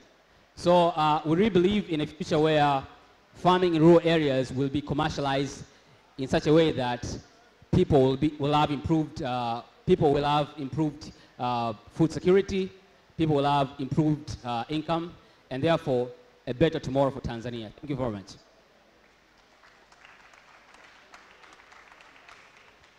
Thank you. Now, I'd like to move on to our panelists to provide feedback to these innovators, starting with Dr. Mula Mula, who has conducted pitching sessions globally, including Kenya, Botswana, Malaysia, Thailand, and the list goes on. So, Dr. Mula Mula, the floor is yours. Can I skip this due to conflict of interest, or can you hear me? Okay. You can't hear me? Hello? Hallelujah, hallelujah. Can you hear that? Okay. So, hallelujah, hallelujah. That, you can hear that, eh? I was debating whether I should make any comments on this because there might be a conflict of interest. Most of them I've helped to reach where they are. So should I or shouldn't I? What do you think? I should go ahead? Just general. Okay, fine. All right. With regards to Djembe, good pitch, the use of drones in terms of looking to the soil and what is required, good presentation. You stated how much, the amount of people you wanted.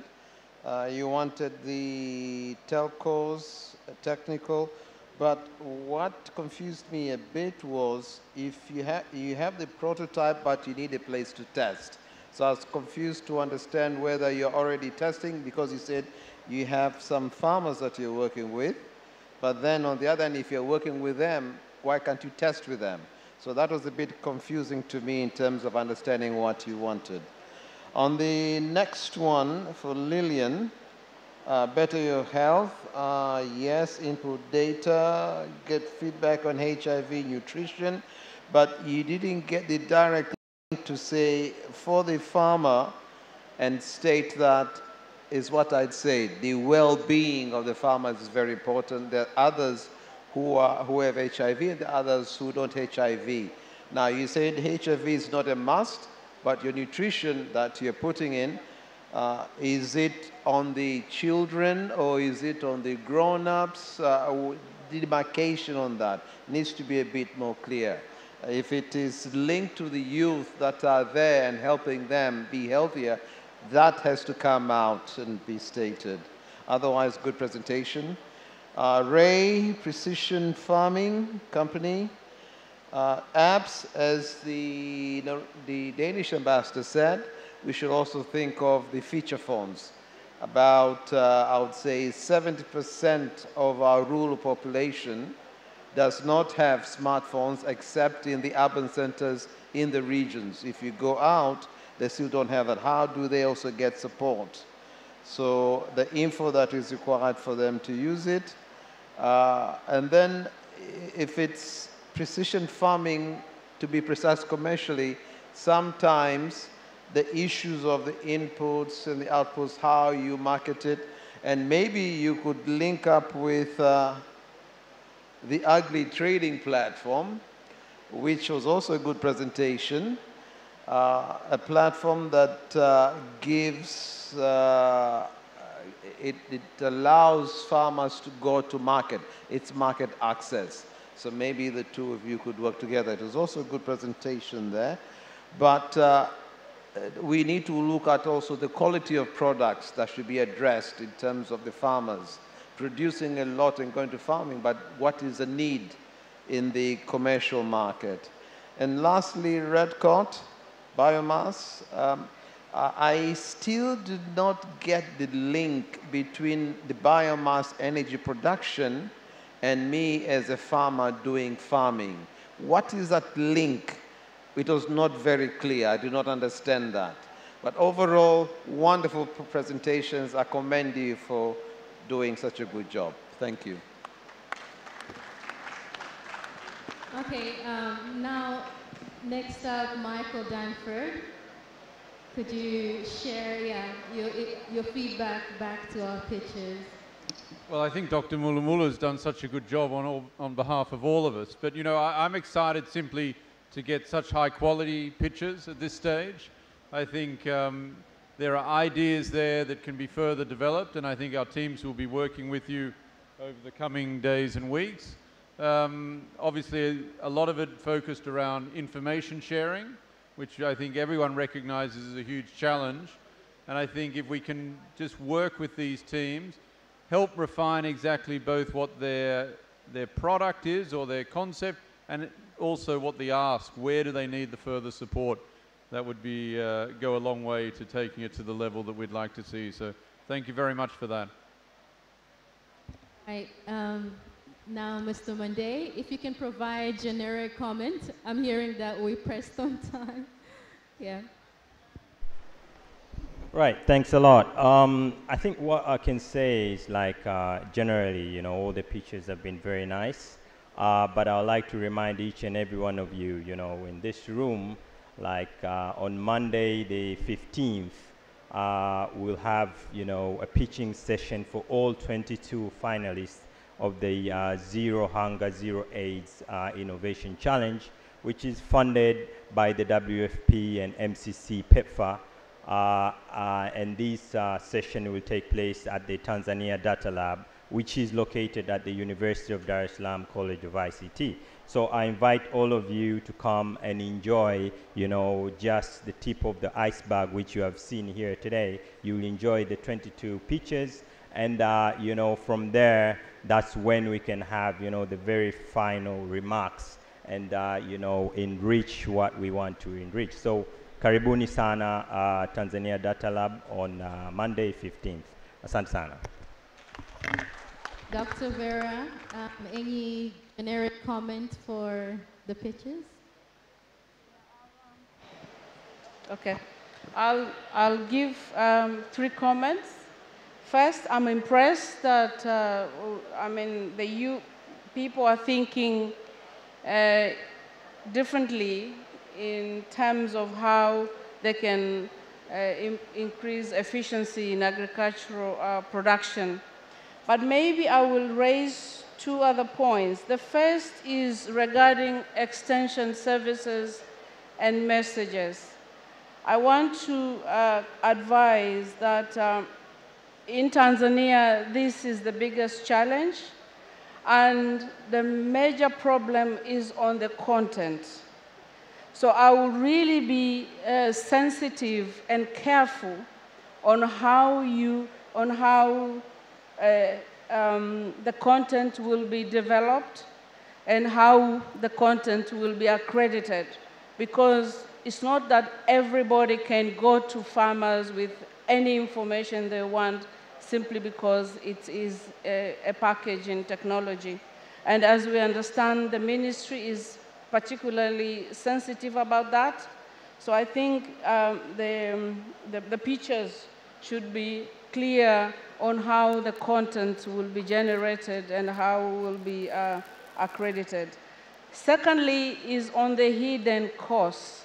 It may sound very nice, but it's also good to be transparent on what will be the cost to the farmer in using this technology and how the technologies will be sustained once the WFP money has run out. So what will sustain this technology? What kind of income streams are expected? And if possible, try to include partners who will kind of bind or encourage the users to be closer to the technology. For example, if you are dealing with seed, it's good to identify a partner who will have a stake on that technology, and then at least to ensure sustainability of that particular innovation. Thank you. Thank you. Thank you to you all for those informative feedback, I believe, for our pitches.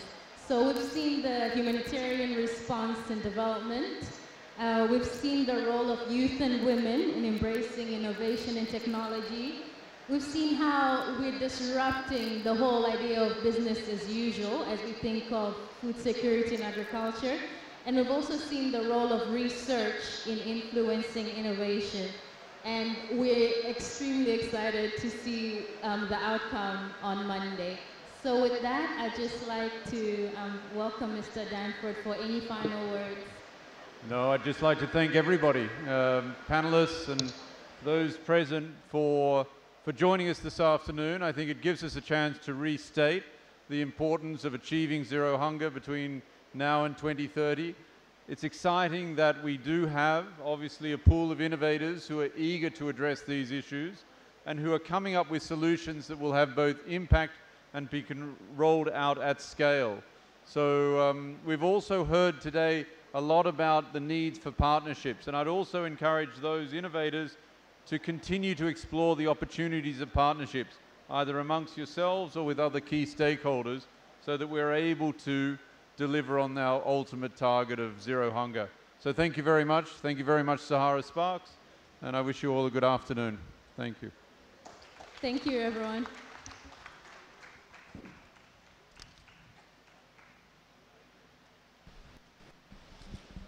Thank you so much to the panelists, the moderator, and also all of those who pitched. And for those of you in the audience for still being here with us and paying attention. Hello, everyone. Hello, hello. Some of you are so far, I can barely make out if your eyes are open or not. And on this side, are we good? Did you enjoy that session? Yeah, I think it was interesting. I think food affects all of us, clearly. And food security is a huge, huge issue. And of course, how we can disrupt and innovate is always an interesting conversation. So what are we doing next, Seth? I love the pitching, by the way.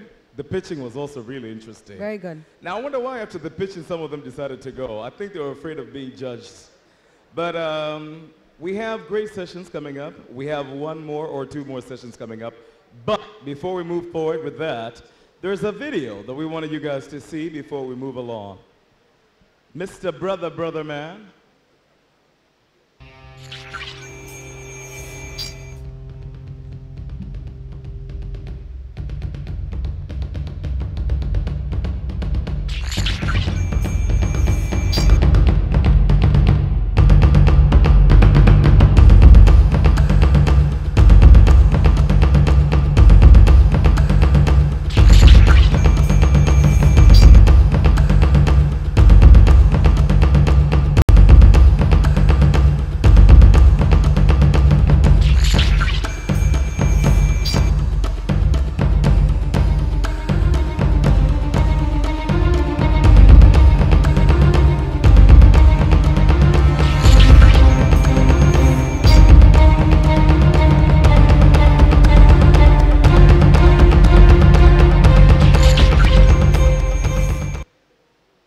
Woo! Now, you know what? The drums are very interesting. You guys are supposed to be doing something while the drums are playing, right? We're still here and we're still active. But, June, we're supposed to go to Turku. All are right. we going there now? Yes, indeed. So, ladies and gentlemen, earlier on we announced that there was a workshop that was led by Turku University, discussing very, very key and pertinent issues. And we would like to invite Turku University's representatives, Dr. Ville Tayama and Antero Järvi from the University of Turku, to join me up on stage. I would also like to invite Joram Mwinamo, co-founder of Wild, to come up. And we're going to have a very brief 10-minute conversation, because part of what we're doing here is receiving feedback. And the workshops are not just work or talk shops. They are also here to give us some feedback on what it is that we have gleaned or learned. So because this stage is full of men, I'm going to sit down next to one of them who wants the pleasure of my company. But don't steal my co-host, eh? No, I think, Sebastian, you can sit back in the audience. Hey, you're already throwing me away. No, we don't need both of us here. I'll be back. All right, so gentlemen, welcome. Are your microphones working? Check. Can we check if all the mics are working? Check mic. Yeah. Just try it on. Turn it on. Yeah. We are the world. Yeah. Can we finish that song? Now it's on. Yep. We are the... Let's finish it together. Let's finish the song. Let's go. We are the world. We are the children. Children, yes. We are the ones to make a brighter world. So let's start. Choir, you know you want to sing. Come on. There's a... We're saving our lives. I hope that's true. It's true to make a better day. Just you and me. Very good. Clap for yourselves. If your day job is not working, you can become a singer. I have confirmed the talent is there. So very, very briefly, the two things I'd like us to explore, gentlemen, is especially after today's workshop, Dr. Tayama and Antero, what was your learning experience from the exchange you had? And then after that, we would like to maybe hear from you a little bit about the African and European ecosystems. What can we leverage from both sides? And I'll invite Joram as well at that time to give us his contribution. So Dr. Tayama, you could begin for us. Yeah, thank you. Let me start by just very briefly kind of giving the rationale. Why did we have this workshop? So during this very brief time, let's say 2.5 years here in Tanzania and maybe other parts of East Africa, we've come to realize that we actually don't totally believe that the Silicon Valley model is a good fit to the context of Tanzania. Let's say broadly, maybe even the whole of Africa. So that made us wonder and kind of ask the question, then what is innovation in the context of Africa? And let me get back to the scale a bit later, but this made us organize the workshop, and thanks to the amazing help from the organizers, our team, and especially the participants, we were able to come up with some nice results. Yep. My first question about the learnings of today's workshop, we used a storytelling technique, and we have now 36 stories about either succeeding or failing startups in Africa, imaginary but real stories. Of course, we didn't have time to read them through, but from the discussion, the learning immediately is that storytelling is a way to really be able to dig deep, like inside, under the skin of how a startup would evolve. So the stories, they touched all kinds of points, like emotions of the entrepreneur, what kind of customers they have, what kind of partners they happen to work with, and things like this. In addition to what normally happens, and what, for instance, these pitches were touching, was like the technical ways of the customer value and what the platform does and things like this. But the startups, when their journey is much more than just like a product and the value it's providing.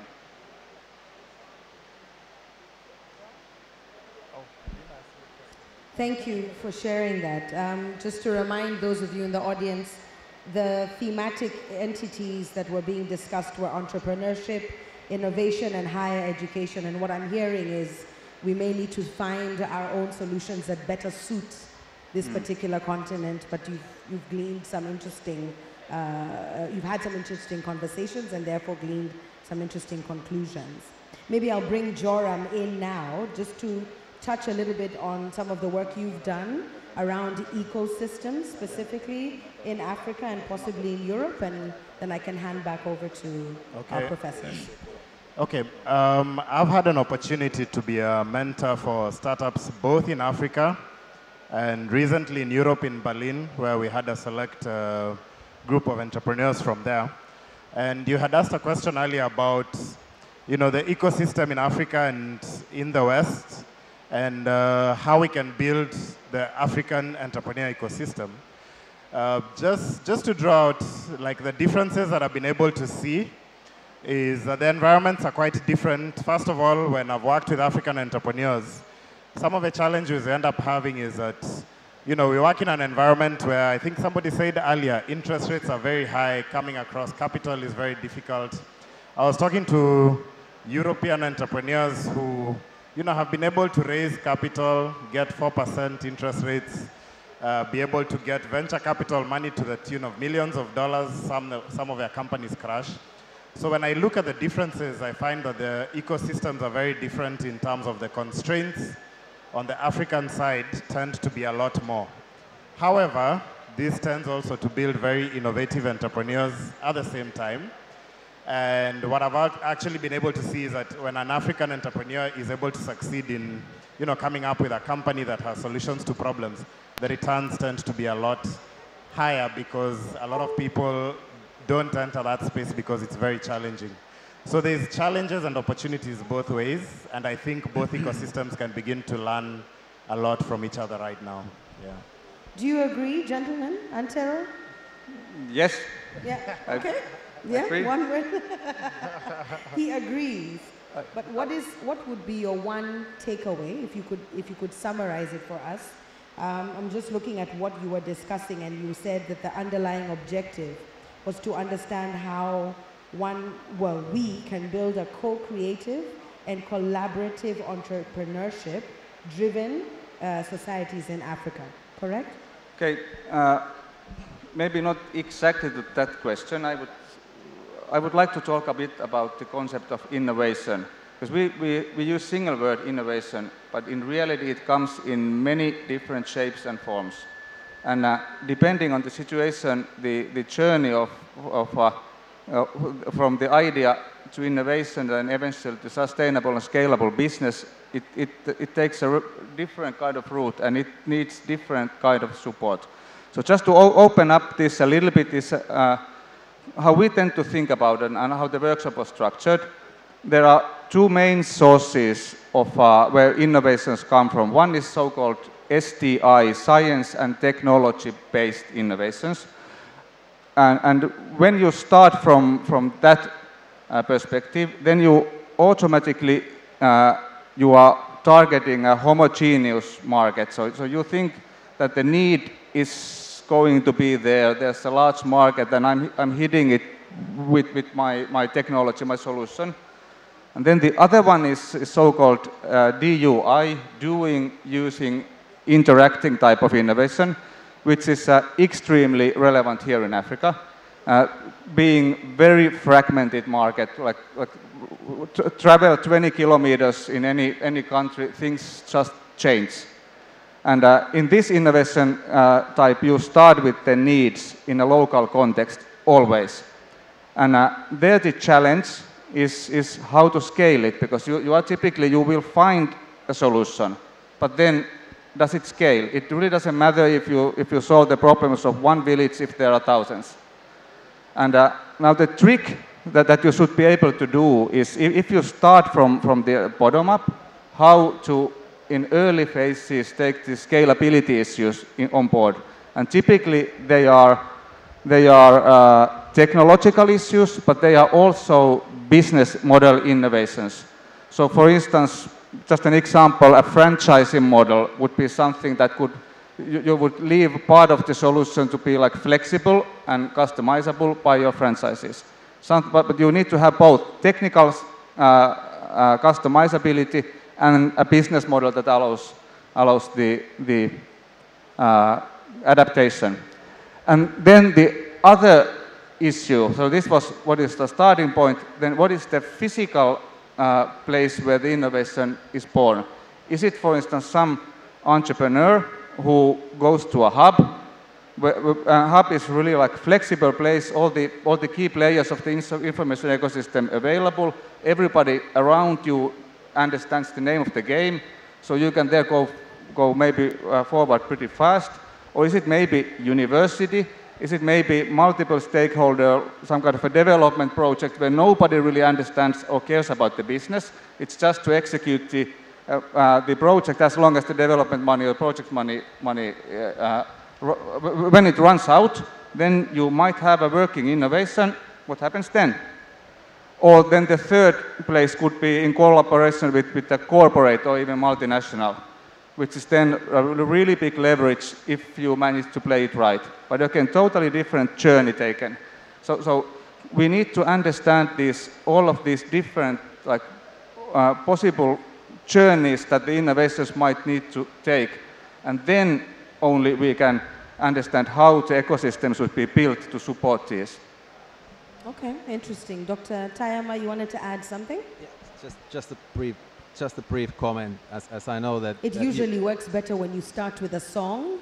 So, do you want that to would sing? be my third. That would be my third song today, which I'm happy to do, by the way. Could we increase Dr. Tayama's microphone, please? Yeah. Tech team. Another song. I think it's here. Can you hear? Asante. Okay. So a quick comment. I know you've been asking 3 times now, what are the results, right? and most likely some of the audience are expecting that as well. So I guess if I may use a metaphor, it's the same as with the Sahara Sparks and this event. But this is what the innovation in Africa looks like. And saying that, we need to acknowledge, of course, that there's a long road ahead of us. So it's a lot of work. And same applies kind of to the workshop today, that we have all recognized the need. We've been able, thanks to very active participants, get a lot of rigid data that we need to analyze. But as a spoiler, yes, we might as well say that since there was an active discussion in the end of the session, we realized that in framework sense, so how do the participants from or different stakeholders perceive innovation here? Framework sense, they do realize all these different journeys. And maybe or at least personally from my research agenda, more importantly, the emotion is positive. There is anxiety, there is kind of fear or ambiguity, but more essentially, it's a spirit of going further. So for the real results, I mean, as for innovation in Africa, we need to be patient and resilient. Yeah. Okay, no, I appreciate you sharing that. Joram, maybe any final remarks? Yeah, I just wanted to add that when it comes to building ecosystems, one of the things we need to do is be very patient. As a continent, there are a lot of challenges we're going to be meeting along the way, and one of the things that I think people do is overestimate their ability to build an ecosystem. An ecosystem requires a lot of collaboration, a lot of people coming together to do things. I think how I've seen like the African ecosystems evolve is that it always starts with competition. First, we are competing with one another, whether it's as innovation hubs or this kind. And then there's a realization down the line that we need to come together if we are going to tackle the problem on a larger scale.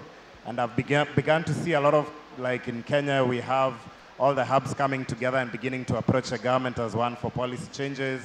And you can even see across AfriLabs now we have the hubs coming together across, you know, the entire continent. And with all these collaborations, we just need to be doing the next step. What's the one next step that we need to do? Is it building a database? Is it coming together? Is it holding an event? And out of that, you have outcomes that eventually start to yield some sort of value that is able to scale the entrepreneurs that are within those ecosystems. Yeah. Ladies and gentlemen, that concludes our very short and sweet fireside chat Would you please put your hands together once again for Dr. Vile Tayama, Antero Yarvi, and Mr. Joram Winamo. I learned a new word today. Would you like to learn it? Would you like to learn a new word? Do you know how to say hi or hello in Turkish. Finnish. We call the language Finnish. I was going to say Finlandish. So in Finnish, would you like to know how to say hello? Then you can greet these gentlemen when they come back down. It's terve. Yes? Sorry, which one? Terve. Terve. Terve. Exactly. Terve. Yes, clap for June. Terve. So now when you meet a Finnish national, tell them terve and you look very cool. Once again, a round of applause. Thank you so much, gentlemen. Thank you. One final question. Yes. Sorry? Okay. So one final question. Did you turn off the mic because I was singing or not singing? I didn't turn off the mic. I would have preferred you to start with a song, but we'll talk about that later. And 10-second commercial. So this storytelling workshop technique, we are really eager to learn about the innovation ecosystem context in all African countries. So if you want to do something like this, please contact us. Okay. Great. Thank you so much. A round of applause, ladies and gentlemen. You know what, since Thank we're talking you. about music and singing, the next category is also very interesting. In this next category, we're going into media, the future of media, and how we can progress the ecosystem and innovation in general. So let me tell you something.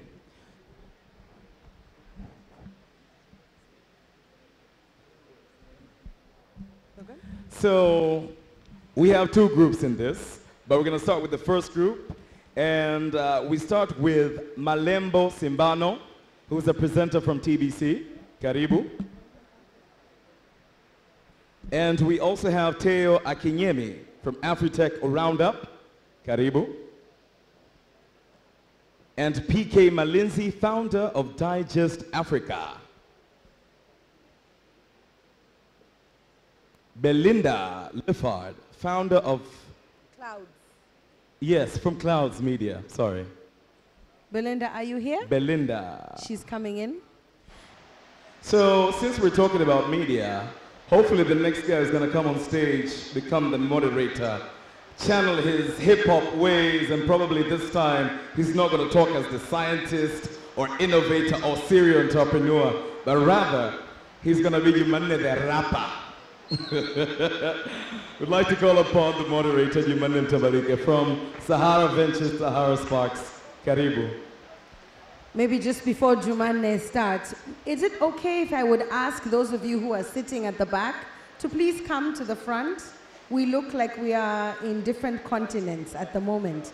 So if you would please just honor the request for you to move just a little bit to the front so that we can have a more intimate conversation, we would appreciate your presence right up to the front.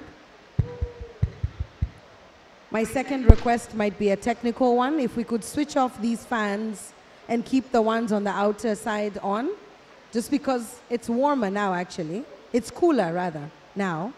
But I find that they're a little bit loud, so I'll ask the panelists to project like a rapper would. All right? Thank you. Jumanne. Great. Good afternoon. Hello. Good afternoon. Good afternoon. Yeah, so I know you guys, we are almost ending there, but we need all the energy that we can have because it's going to be a very exciting panel. So I have PK from Digest Africa, I have Tayo, Africa Roundup, I have Malembo from TBC, and I have Belinda from Crowds Media Group. Welcome, guys. Thank you. So the next session is mainly around how can we use media to promote innovation and technology in Africa. Media plays a very crucial role in promoting different sectors, promoting the agriculture sector, the education sector, but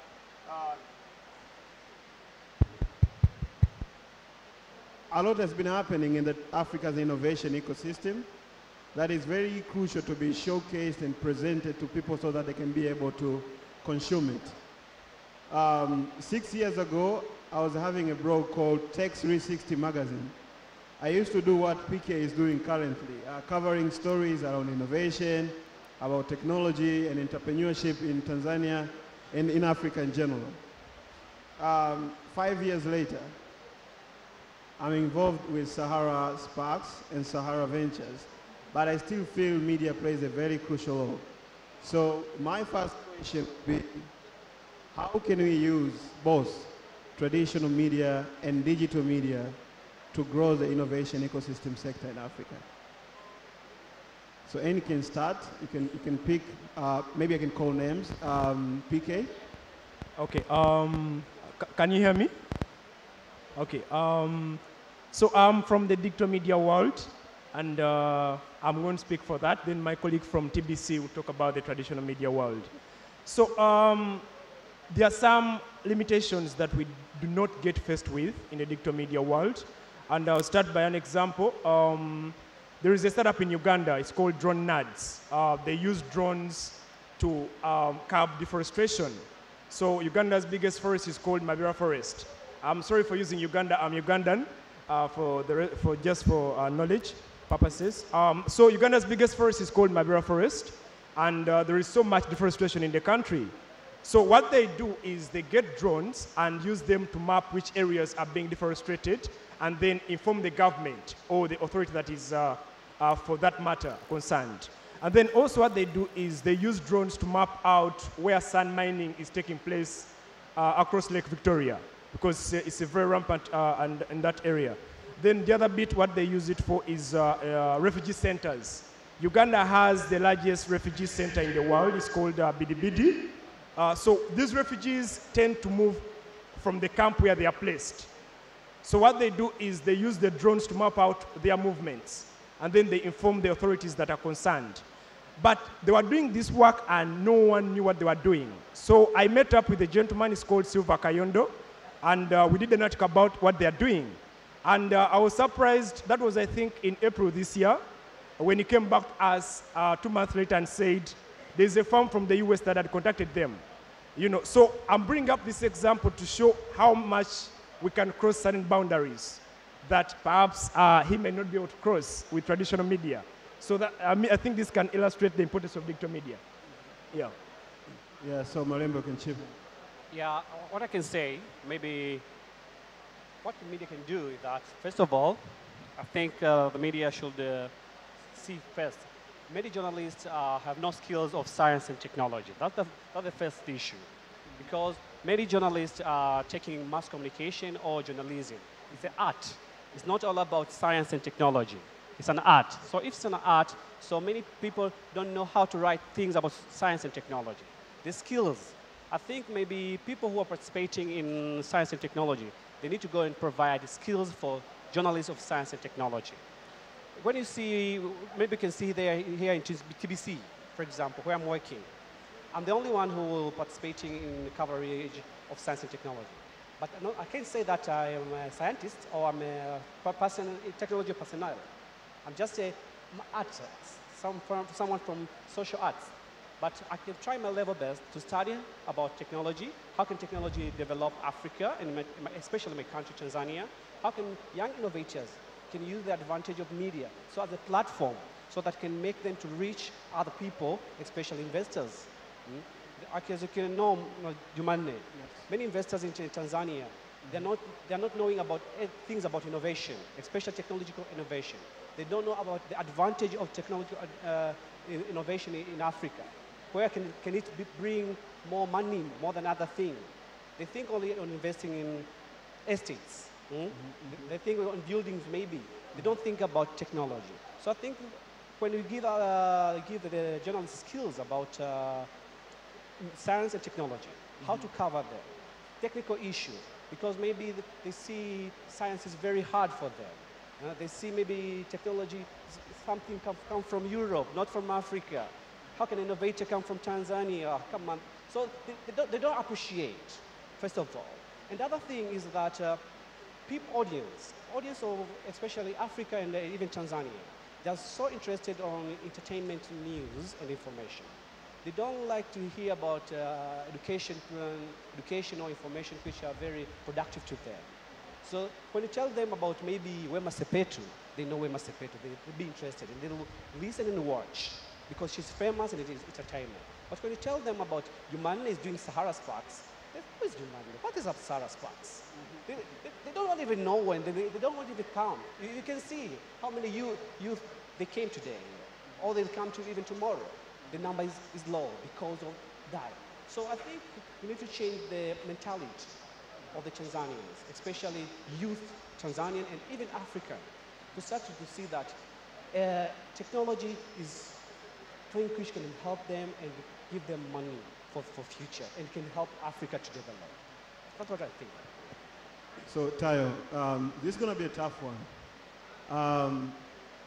So as much as media is playing a very interesting role in transforming the narrative and helping to inform the world about what is happening in Africa, now we are falling into this trap of hype and false information.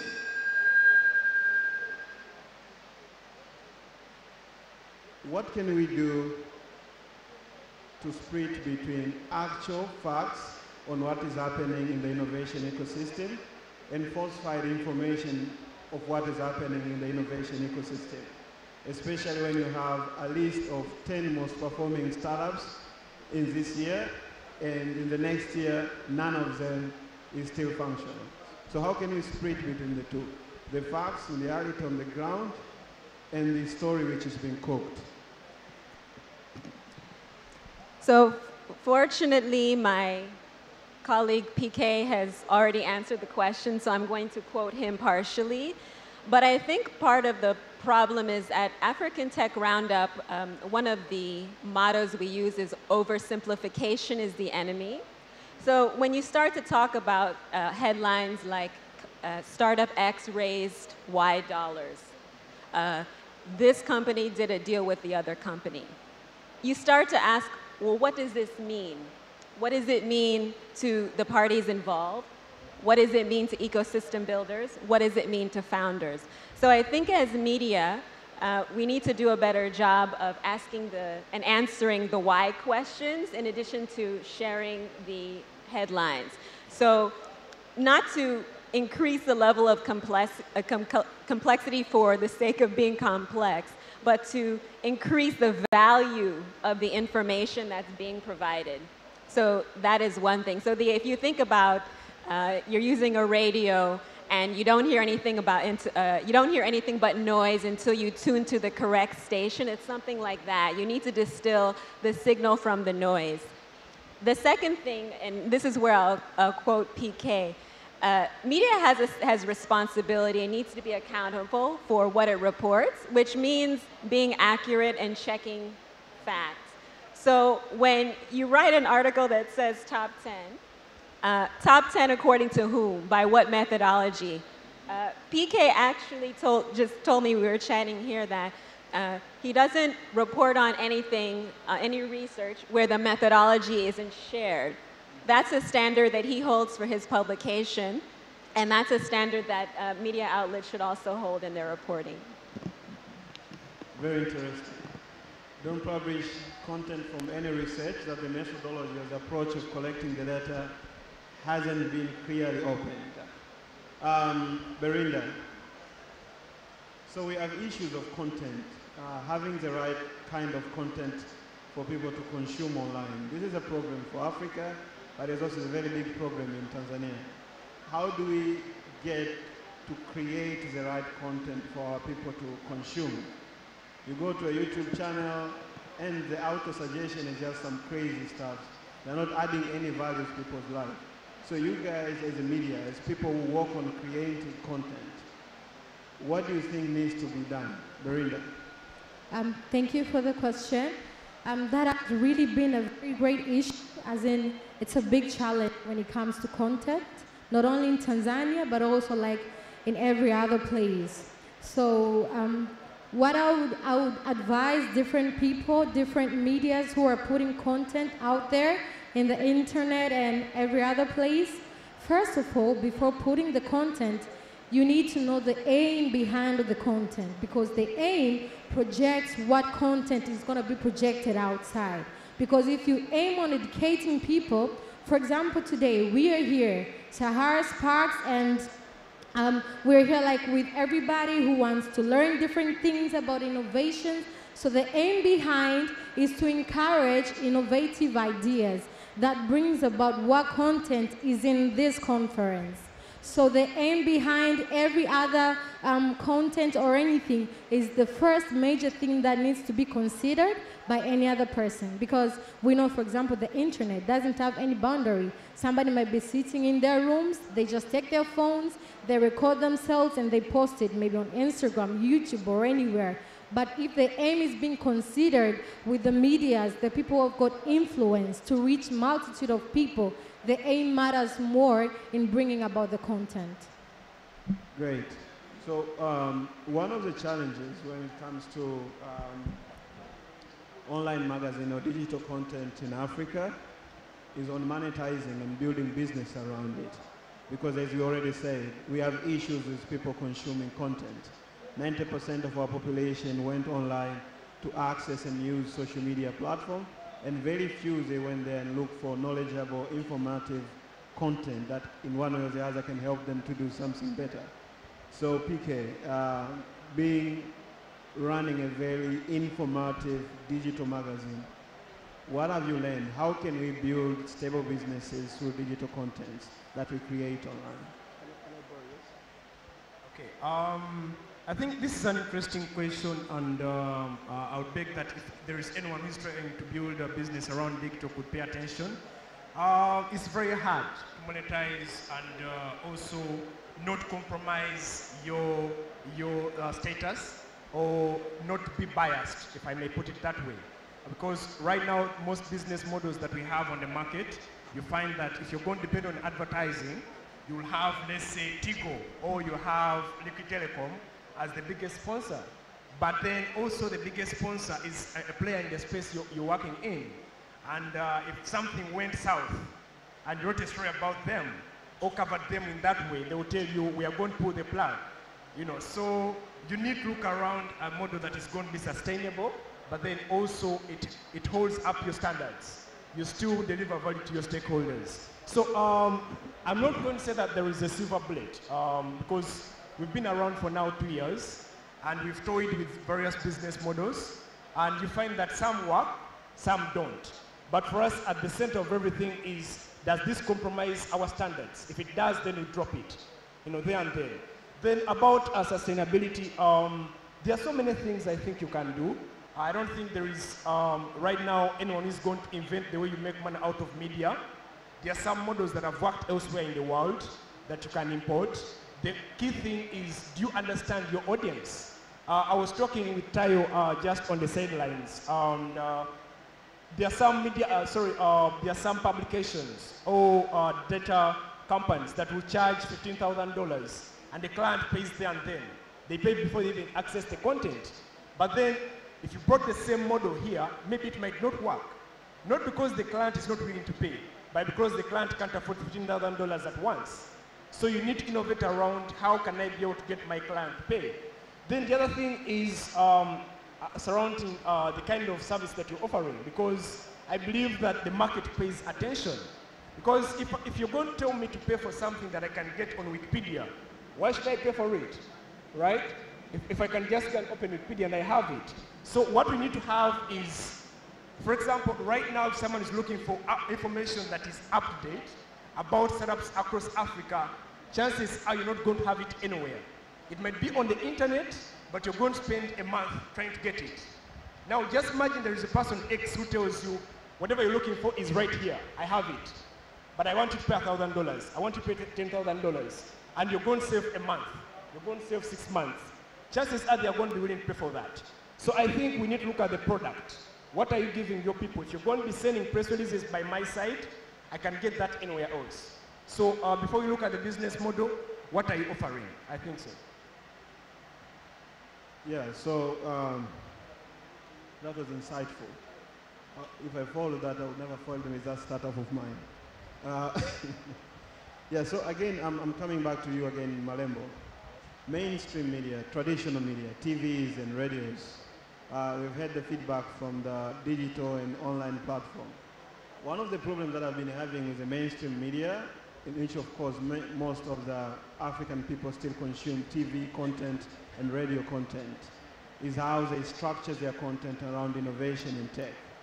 You being a founder of a very interesting technology TV show in Tanzania, by the way, you should clap for this guy. He has really transformed that show.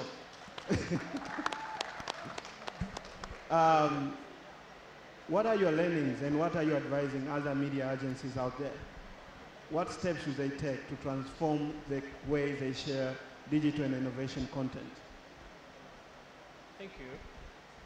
First of all, I think Tanzanian media, especially Tanzania and even foreign media, one thing they need to know is that innovators, young innovators are... Hello? Yeah. First of all, I think what I can advise and I can try to tell about other media. You know, here in Tanzania, there's a culture that a journalist, if he come to you to cover a story, you need money. That's the first thing. You know, you want a tip, a transport tip. I think that's not good. So what I'm doing in my program, I can even go to someone without even asking him for a transport fee. Free, I don't do for free. All I want is a content, a good content, which that can maybe change other people's ideas or mind that technology can change their life. So the thing they need to know is how to go and face, how to ask questions, how to program your program, especially the content, maybe segments, you can see something like that. I remember we worked together in our program. So the idea, you need to have an idea. What do you want to reach after 5 years? Don't you go there because you're being pressurized maybe by your boss or maybe pressurized by the donors or investors. Don't be pressurized. Think for yourself. Set your goals and evaluate your goals and objectives either, especially objectives, because you can't evaluate your goals but you can evaluate objectives. So you need to evaluate every time. So one thing I'm doing here, every day when I go to office, I'm thinking, they're the young Tanzanians. They are innovators, but they have no chance to talk and show their product. They don't have time to show their innovations. There's a huge space between investors and innovators. So I'm trying a little bit nowadays, even to connect them outside of the media. Maybe I found an innovator. I can find an innovator, maybe I remember the other innovator from BIT. He was an innovator about traffic light system. Well, he gave me a good education about traffic light. There's a junction light and road lights. So he told me that if you need to control the traffic jam in Tanzania, you need to shift from light from junction to road lights. We need to control the road. So I took that time and I found people from Temesa who are the one who controlling the system of traffic light. I met with them, we sit together, and then we discuss how they can improve. So Temesa buy the idea, and I think soon they're going to take it and put it to work. So I think even other media personnel, they need to think of that, to do the way that they can improve innovation in Africa and especially in their country. I think it's more about passion and going an extra mile to gather the right content, which is very important. So because of time, I have to wrap this up. It's a very interesting discussion, but we are far behind time. And there's one exciting panel which is about to follow. So key takeaways. Because we have like 8 minutes, so you can do 1 or 2 each. I'll start with speaker. Key takeaway. Okay, I think I would just want to thank Sahara Sparks. I told this to Tayo, the fact that now we are having the conversation where the media is brought on the table.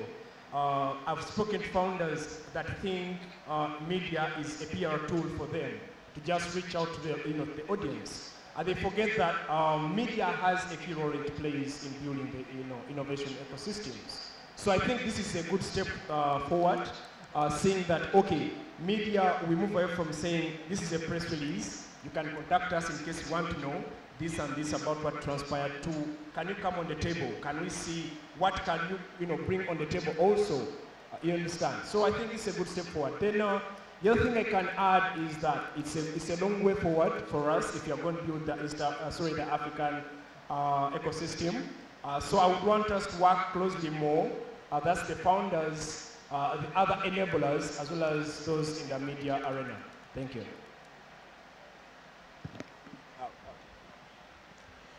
I'll just add a... I think she needs this.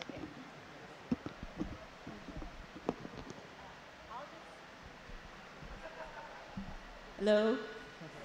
I'll just add a short point to the discussion we were having about business models. So if you're building a media business in Africa, you have to think about the difference between users and buyers. The people who might read your online publication or listen to your podcast may not be the people who are paying you. So you should think very carefully about who you'd like to engage and who's going to pay for your service. Those two groups might not be the same, but whatever you do, if you're investing for the long term, you really should be concerned about making decisions that are in line with your vision and your standards. It may be difficult in the short term, but you'll end up winning in the long term. I have a few words to say. It's all about Tanzania media should join together and say that we need to focus on industrialization. And through industrialization, technology is very important. So as media people, we need to come together and put agenda about technology. Ecosystem will take us far away. Thank you. I would also love to thank Sahara Sparks and AfriLabs, but also I would love to say that media is very powerful at large, so we shouldn't underestimate the power of media, but also we should remember that it can turn things around. So it depends on how you use media. It can turn things positively or negatively. So let's not underestimate the power of media, but also let's use media in a positive way. Thank you so much, my panel. Thank you so much, Tayo. Thank you so much, Merinda. Thank you so much, Malembo. Thank you so much, PK. And please keep promoting our innovation ecosystem through your media. Thank you.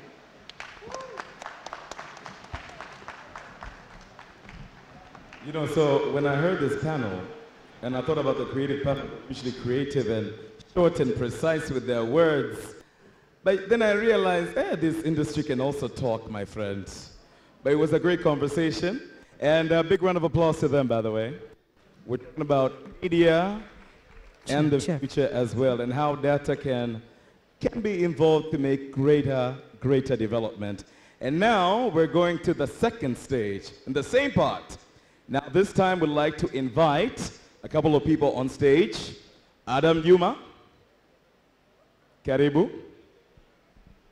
Is Adam Juma here with us? Yes, he is. Adam Juma is the founder of The Next Level.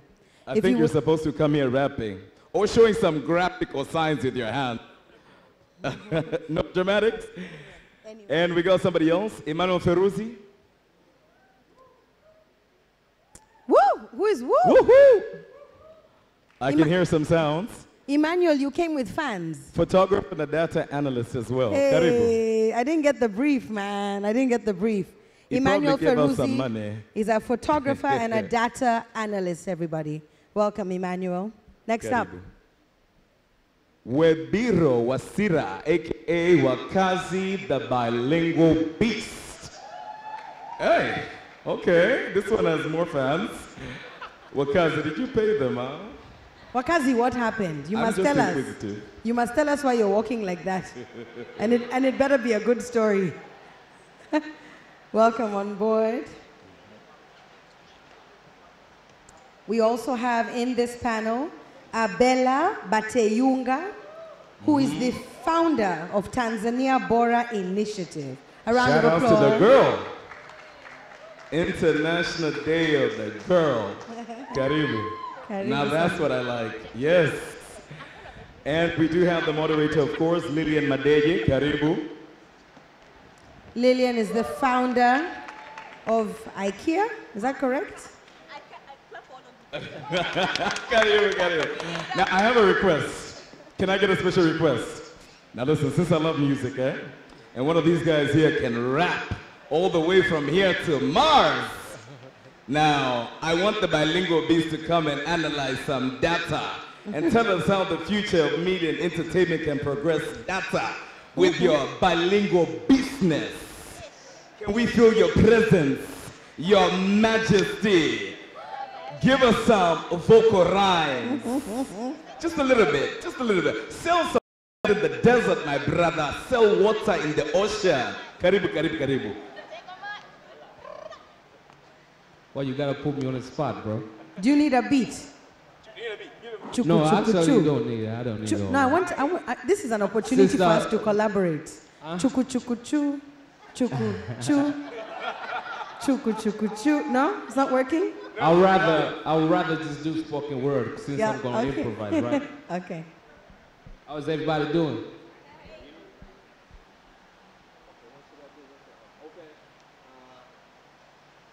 See, I know my purpose is greater, that's why I'm an innovator. I'm not gonna take what I find, I'm just gonna create something that's better. In this new age of data, or some call it data, with this information, all this sudaku you after, you gon' get it. You gon' get it. See, it's funny, technology has us artists increase our reach, but the irony is none of us is rich. We just showboating and showing off what we don't have. I think we need brain surgery, probably performed in the AfriLabs. Or maybe by then something's gonna spark. So this congregation on your gathering is gonna be something productive and not hasara.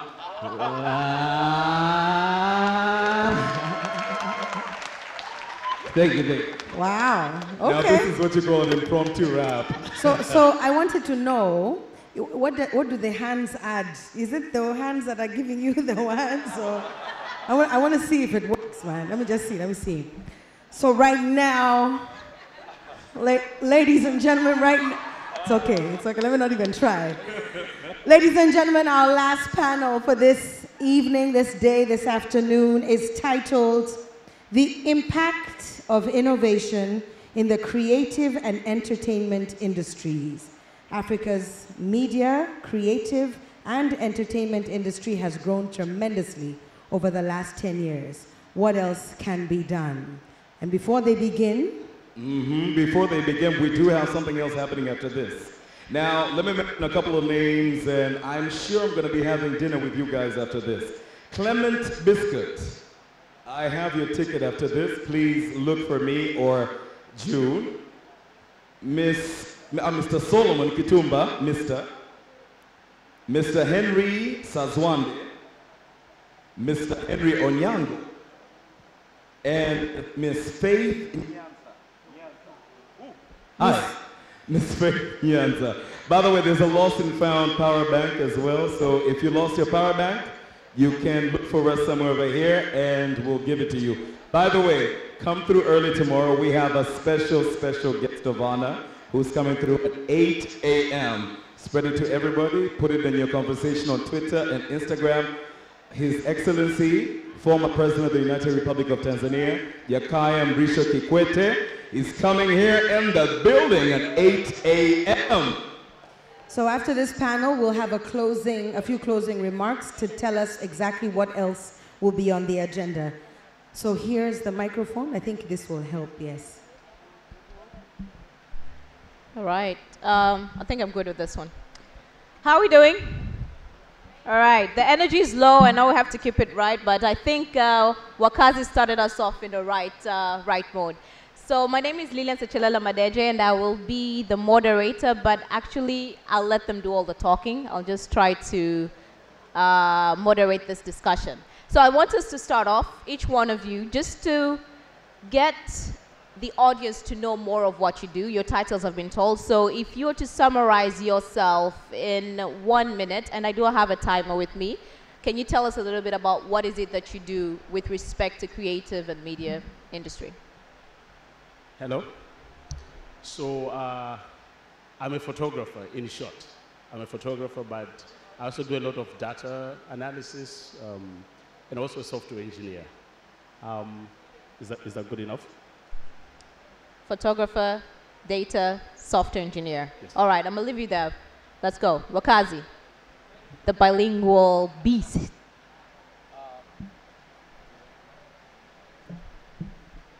My name is Webiro Wasira, but artistically I'm known as Wakazi, the bilingual beast, Dracula, lala mchana kesho siku muza vitu beberu, mimi hapa kule, which means we're different.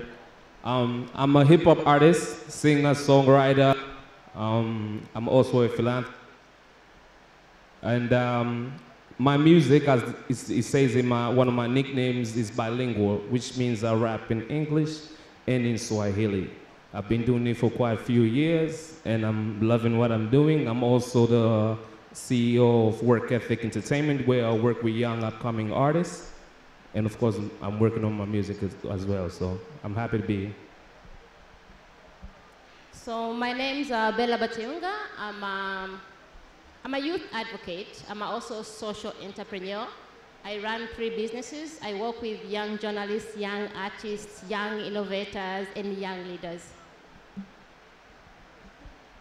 Hello, my name is Adam Juma. I am a cinematographer. For those probably who know me, for 20 years or 15 years in the industry. I make a lot of music videos. I used to make a lot of music videos. I make films, documentaries. That's my area of expertise. I also train a lot of young people. Yeah. So, I mean, hold that off. I want us to start talking about creative industry. So our discussion is about the impact of innovation in the creative and entertainment industries. Africa's media, creative, and entertainment industry, that it has gone tremendously. We have Adam Juma. You've been in the space of videography and arts. Bella, I know that you're within the space. You have unleashed Africa and love arts, actually. You're talking about love arts, and I know that you're in the space of building journalists, etc., but getting the word out there to the rest of Africa and the world that we have the power. Bilingual beast. You give message out there using words, and talking about visual, Mr. Feruzi here, but all of you, when we talk about creative industry, what emulates to you? What speaks as creative industry? And then I want us to talk about how creative industries and innovation merge. I want to start with a question, if we can all just participate together. Anyone in the audience who for the past 2 days, they watch a movie? Help me. All right. Anyone in the audience who today they listen to their favorite music? All right. Anyone in the audience who love what they're wearing? Okay, you're all looking smart, by the way. Anyone today who actually ate something in a bowl or plate? Anyone who's appreciating the chair you're sitting on? Anyone who is happy that the fan is working? Art is everywhere. And that's how I define creative industry. Because sometimes we think creative industry, it's something that is an option, but it's everywhere. It sustains us, it maintains us, it entertains us, it informs us. Creative for me is music, is dance, is poetry, is design, is film, is documentary, it's, what did I forget, poetry, and it's fashion, but it's so much more. Yeah, what she said.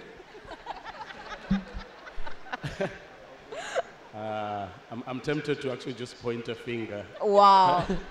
Yeah, but I think we sometimes before, as a software engineer, I used to think creative is for other people.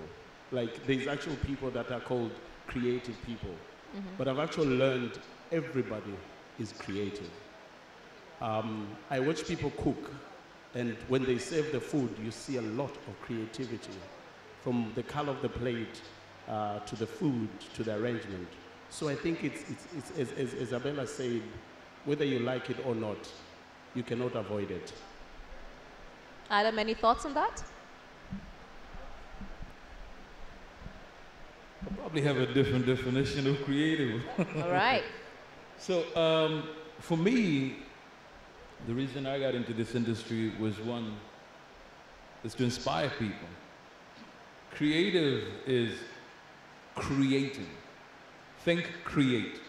Dream, create. Well, too bad some copy and create. Either way, you copy so many times, you become original.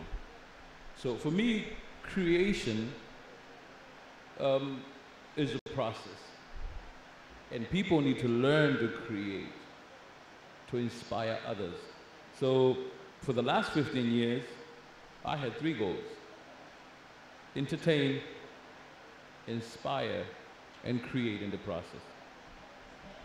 So, I mean, you're speaking about process. So I want us to merge into the second aspect of this. Looking at the space of Africa and the last 10 years, can you look at, within your own spaces of your creative industries and how you've defined it, how would you say innovation has played an impact in the evolution of the creative and media and entertainment industry? 10 years ago, an artist would go to a radio station or a TV station and say, here's my CD, I want you to play it. And you'd have to pay either 50 or 100,000 for them to play it. Things evolved. Technology brings service and good into the hands of the people. And everything changes. Today, some artists are bigger than media put together. What has happened? We used to travel from Dar es Salaam to Arusha to go perform to make 1 million shillings. Today, we use Instagram and YouTube to make 1 million shillings. What has changed? So I think technology has changed things. Musicians have adapted to it, but the problem is the market hasn't. We have a group of 5 million people who can't even, well, say the word subscribe. They don't know where to subscribe. We're learning the technology because we need to. So what has changed from now and the past? I believe technology has taken over. Is it improving our lives? Is it making it better? For artists, yes, there's no other option. Back in the days, you would sell a single cassette, you make 1,000 shillings from a distributor. Then we moved from a cassette to venues, if you guys remember. We used to have Maisha Club in Bilkanas. You go perform, you get 3 million shillings. That died. We started going up country, moved to that life. They're no longer there. So source of income today, you need to be engaged digitally for you to survive. Okay. I think I'll add by saying that also what has changed is innovation is making things possible, and I'm going beyond technology, because innovation is bringing Africa to the world, and then innovation is bringing the world to Africa. So the market is beyond Africa. That is number one. Number two, I'm feeling like it's because of now that engagement and wider reach, the creative industry and creative community is beginning to come together. Now, the challenge we still have in creative industries, we are yet to be formalized. In Tanzania, and I believe in many African countries. So this is a challenge that we all have to face it together. But the fact that we are already coming together, we are beginning to have one voice. We are beginning to have networks. Like only yesterday I was watching in South Africa, and they are having a comic awards. The comedians have grown so much to the fact that they are having their own awards. You understand? We have a lot of known popular Tanzanian models affecting the global market. Kenyan movie star affecting the global market. And so the African talent is being received. And Africa is inspiring the globe. I mean, Wakanda. Yeah. Did I say more? All right. Wakanda, I'm going talk about Wakanda. Wakazi. Yeah. Wakazi, I'm going to change this up a little bit. We were having a conversation during lunch, and you were challenging me that I've not yet bought your CD.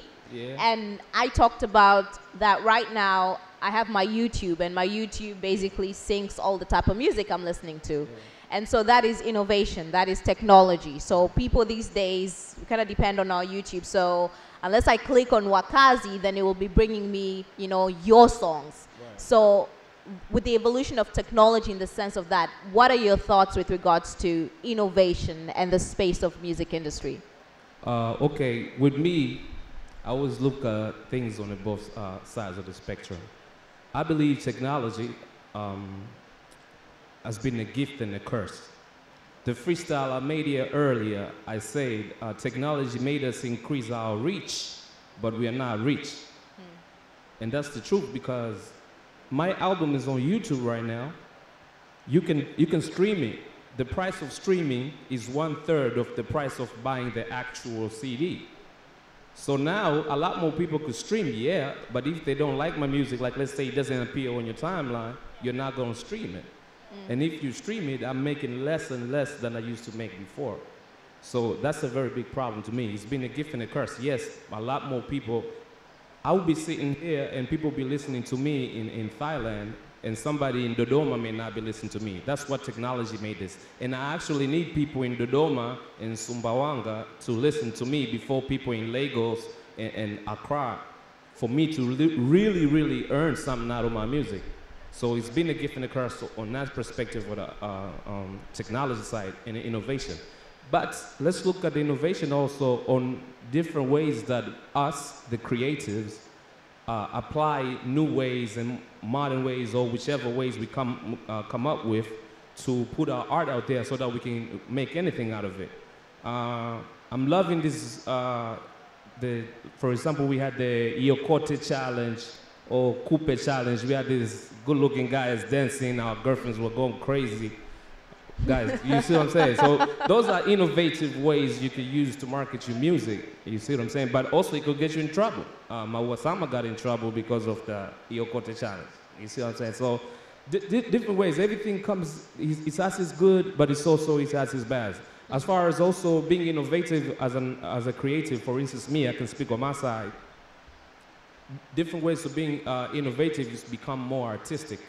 See, I became an artist by being innovative. People realize this guy is different from others. But when I go deep, deep, deep into artistry, putting out perspective music, metaphoric music, people are gonna be like, you go over their heads. So I won't be looked at as if I'm that special compared to everybody else.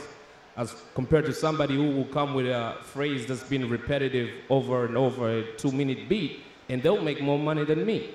So the more innovative I become in my music, as far as being more artistic, it might be counterproductive as far as me making it in the industry where I'm supposed to be making more money. See, in the last 10 years, the industry has grown, but has it grown in what? Basically, artistic growth, or just be able to make money out of it? You know, because those are two different aspects. I cry every day on social media that the lyricism is dying. The art of music and making albums is dying. But we have more stars. Stars based on what or doing what? I don't know. And the way people write music, we having less and less people writing great music right now. So it's hurting us in the long run, but at the same time, if you just want to make money out of it, somehow innovation can help us, but it's a gift and a curse. I'm going to take it to Feruzi, but I'll come back to you. And my thing is, you're talking about the art of lyricism is dying. I'll come back. But the art of lyricism is dying. But isn't that the cause of evolution, that innovation sometimes comes and, you know, interrupts the way things are being done, and we're supposed to adapt more or less? Think about that. But Feruzi, I wanted to, when talking about how creativity and innovation are merging, so talking about visual arts, you know, Instagram, big, when it comes to photography, you know, is there copyright? You put up your photo, I see it, I, you know, download it, and I use it. Do you make money of that? But how do you see, with regards to innovation and technology, at the space that we're living in right now? You as a visual artist, how do you survive? And is it positive or is it a negative? And maybe, level on the positive, negative, how are you thriving within this space? Right. Positive or negative, it's really entirely up to you. Now, I came through the whole open source culture. So for me, you take my photo, you use it, the least you can do is say, I took the photo, right? But how do I survive? This is something that I struggle every day, especially when I have to get a new photographer onto the team. The one thing I really, really like about innovation is that we all do not have excuses anymore. Back in the days, you say somebody who went to MIT, I'm assuming there's a photography course there. You say, no, he's a good photographer because they went to MIT. But we don't have that excuse anymore. I studied photography less than 5 years ago, and I can guarantee if any photographer, anybody who is creative today here, you spend an hour every day studying through YouTube, through Instagram, through whatever it is you want to study through, get someone who inspires you. You can pretty much learn and be as good as they are. A lot of people look at our photos, so with my team, we sit down, we practice, we learn, but all of this comes through innovation. That aspect that innovation has helped us as a company, as Creative People strive. If you take Instagram and Facebook and all these other social media out, is the workflow, how you communicate with your client. Innovation really, really has helped us. You know, from the time the client says, I want to book you guys for a wedding, you throw up a WhatsApp group, you let them invite their aunties and uncles and whoever they can invite. And mind you, that's the best marketing strategy we've used so far. Just let them add their aunties and their uncles. You can guarantee out of every 200 people, somebody's going to get married in the next 3 months. I feel like I'm selling my secret here, right? But using innovation, not just Instagram and Facebook, guys, there's more to it than that. From workflow to how you deliver your images. We hardly send CDs and flash disks anymore. Put the images somewhere on a cloud and send it to the client as a link so they can download it whenever and wherever they want to download it, you know? So there is more to it than just what we think of technology. The pictures themselves, it's good. Cameras are becoming much cheaper compared to when Adam Juma most probably started. There is more, out of one camera you can pull so much juice out of it, how it handles life. But what I'm saying is innovation has enabled people like me who did not go to a formal photography school or creative school to still create. So learn through technology, and innovation is allowed to do that. You can manage your workflow. You can manage the actual products that come out of it. So you're using technology to the best of actually getting your business out there. Sometimes innovation. I feel like I'm abusing it. Sometimes you're abusing it. So the thing is, this group here was actually was on debate mode when we were having like a pre-session, and I feel like everything is just like yes, yes. So I kind of like threw out to you that so we can speak about lyricism is dying the way we know it, and maybe the way things that we know it, but you know, someone like Feruzi is using it to his advantage, and maybe what I posed to you was, don't you think that there should be some type of adapting? Okay, yes, you could adapt, but look at it this way. Most of the stuff that we're doing in our industries in Africa, we basically copy the model from the United States. Sometimes we copy the few things and forget the key things. In America, till today, the top earners in rap are the rappers who are very perspective, they very good lyrically, and they actually say something in their music. But how come in Africa, the rappers similar to those do not get the same opportunities? So that's a problem. One of the biggest things I think that needs to be done is the integration between the African market and the rest of the world. Because, for instance, a lot of people here have iPhones, but not all of you do have Apple Music. Some of you might have Apple Music, but you'll be told you cannot sell into Tanzania. You don't have a Tanzanian store yet. So how come you're selling iPhones in Africa, but you don't have global stores for each and every country? Because now we say we cannot sell CDs. I dropped my album, I'm selling CDs, but at the same time, my music is on different digital platforms, but people who really love my music, who cannot have CDs, but they want to stream it, do not have access to it. So they need to look at it in that way. And Africa, as a whole, we have to make this noise and be like, you know what? If we are becoming, the world is becoming one, and music is also the universal language, so it's something that we all use and consume. We have to be able to create a level playing field so that everybody could enjoy all these things. As far as lyricism, yes, the narrative is, this is catchy, this is the hit. If we change the narrative, everything changes. Like I'm saying, Kendrick Lamar, Jay-Z, J. Cole still sell out stadiums. But out here, we can't do that. But if we change the narrative and the music is available to everyone, who knows? The sky's the limit. All right. Adam,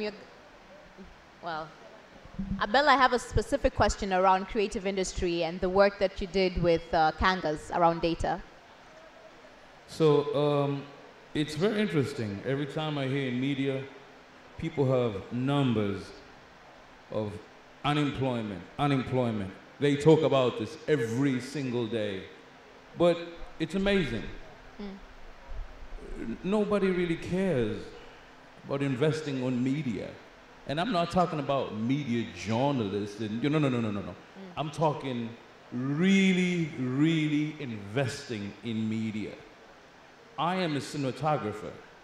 I went through a lot just to prove to my parents and the people around me that I can actually be a cinematographer. 15 years. And you know how many people are hired just to make sure that I can press the button? If I'm a director, there's an assistant director, second AD, I have a cinematographer who is a DP. There's a whole bunch of people, like 21 people, just to get a movie done. And that's a whole lot of employment. People don't think like that. When I started, it was about empowering young people that I can work with to make sure that we do stuff. But along the way, we started going to South Africa. No one asked the question, why do we go to South Africa? Why do you go to Dubai? Because you would go to a simple shop and you want to shoot, and they say, no, you can't film here. But guess what? An Indian sees you, no, my friend, no, you can shoot too. I'll pay you to shoot. They don't have a problem. We need to change our mentality. So right now we have Diamond and Ali Kiba. The numbers are crazy on the chart, East Africa. But you know what? We will spend millions to advertise this country. But yet, they're everywhere across the world. So what's wrong? I think we have a problem. We can invest as much as we can on agriculture and everything else. I totally agree. But media is media. Changes behavior and how people think. You go right now, 9 out of 10 households, you will find a young lady who talks like Wema Sepetu. And it's shocking, yes. But you know what? That's 5 years, 10 years of work. While the rest of the country says, no, I don't watch Bongo movie, no, I don't do that. But guess what? The same Bongo movie is changing generation over generation. Wake up 20 years later and you say, you know what, we can't invent anything. My problem is this. Why do we have to put videos on YouTube so that we can get a check from California or Japan or anywhere else? Why can we not make our own YouTube with everything that we have? Get checks from Dar es Salaam sent to Arusha or Rwanda or, Lagos for that matter. We wait for technology to come here to solve our own problems. Everyone that actually sells on a pitch is about an app. I don't think innovation is about making apps.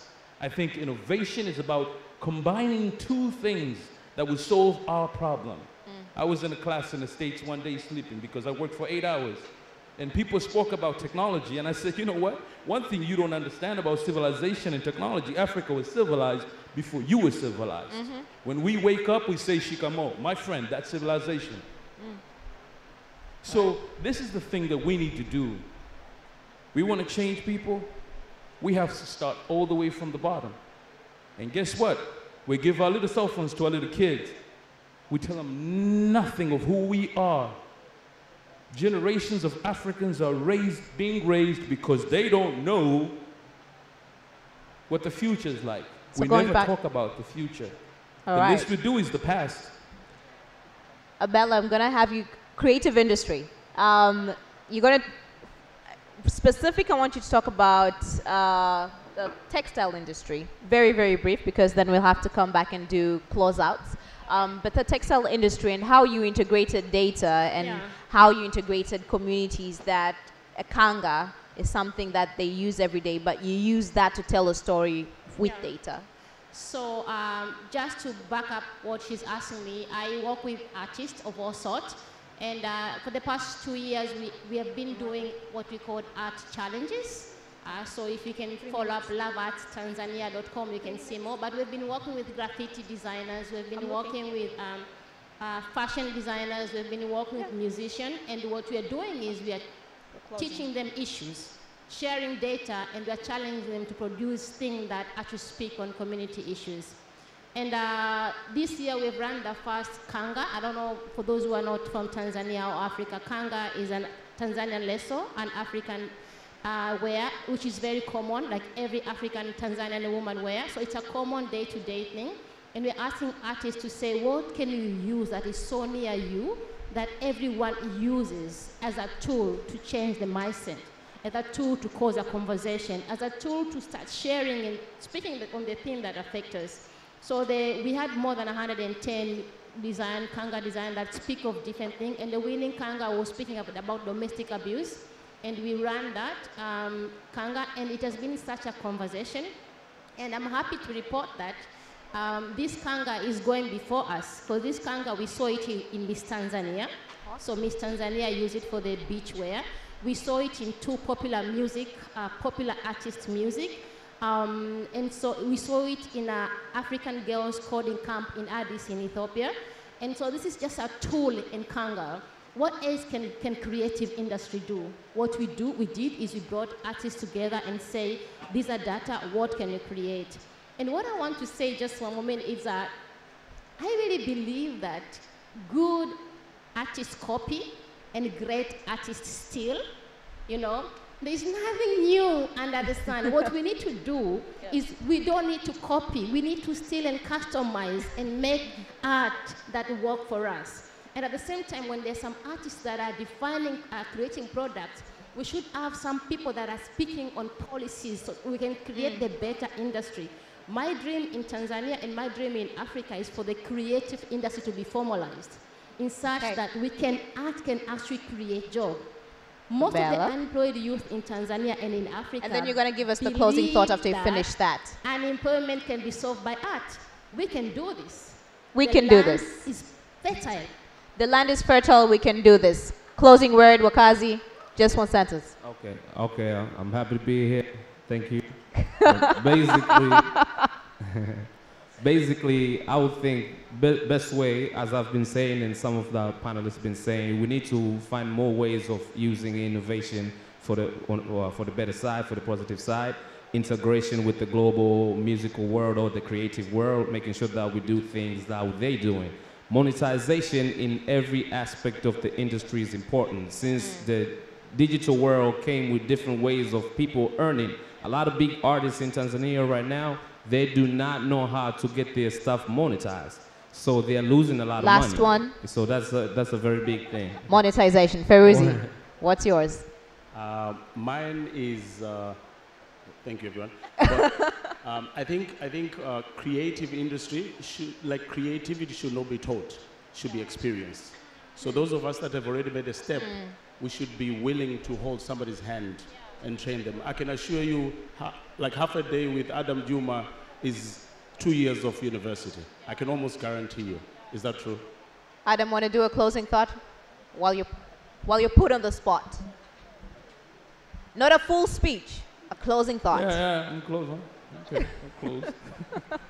I think we have to work together as a continent. Right now, Lagos is connected to Dar es Salaam and all the cities in it. So we have to work together to be able to solve this.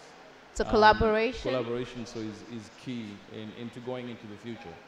Yeah. Collaboration, monetization, contextualization of some of these platforms that are out there, making them African, and holding hands.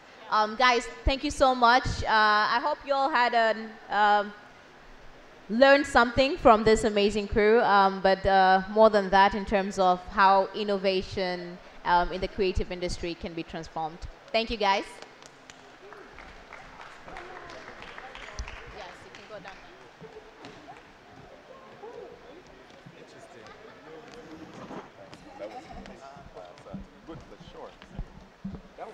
One more round of applause, ladies and gentlemen, for this final panel. Try this one. And thank you once again, the bilingual, what did you call him? Bilingual beast. Beast, for sharing your artistic talent. I feel challenged, and I feel like you and I need to collaborate. By the way, I think. By the way, yes. When you see that hand, it's actually mathematics. I'm counting beats and bars so that I don't go too far, like from where I am to where you are. Hey! I mean, you shining like a star. Shut it, baby. What's your name again? June! You know what? And the Grammy for the best hip-hop artist goes to Akazi. We just gave you a Grammy right now. Anyway. And I was his muse. I was his muse. So when the Kenyan TZ collabo happens, you will have heard it first here. Can I be the manager? And then the media people who are here will play our songs on high rotation so that we can get some money. Are you seeing where I'm going with all of this? And then I will start the June Fund for Innovation. Can you see where we're going? Manager. Can you see the trajectory of my thinking? June, manager. Oh, okay, yes. I gave you the idea. Apply. We do things professionally and formally. All right, ladies and gentlemen, it's that time of the evening. Honestly, I want you to clap for yourselves because you have stayed throughout the heat, throughout our interesting time management at the beginning. But we are grateful we were able to salvage the rest of the program.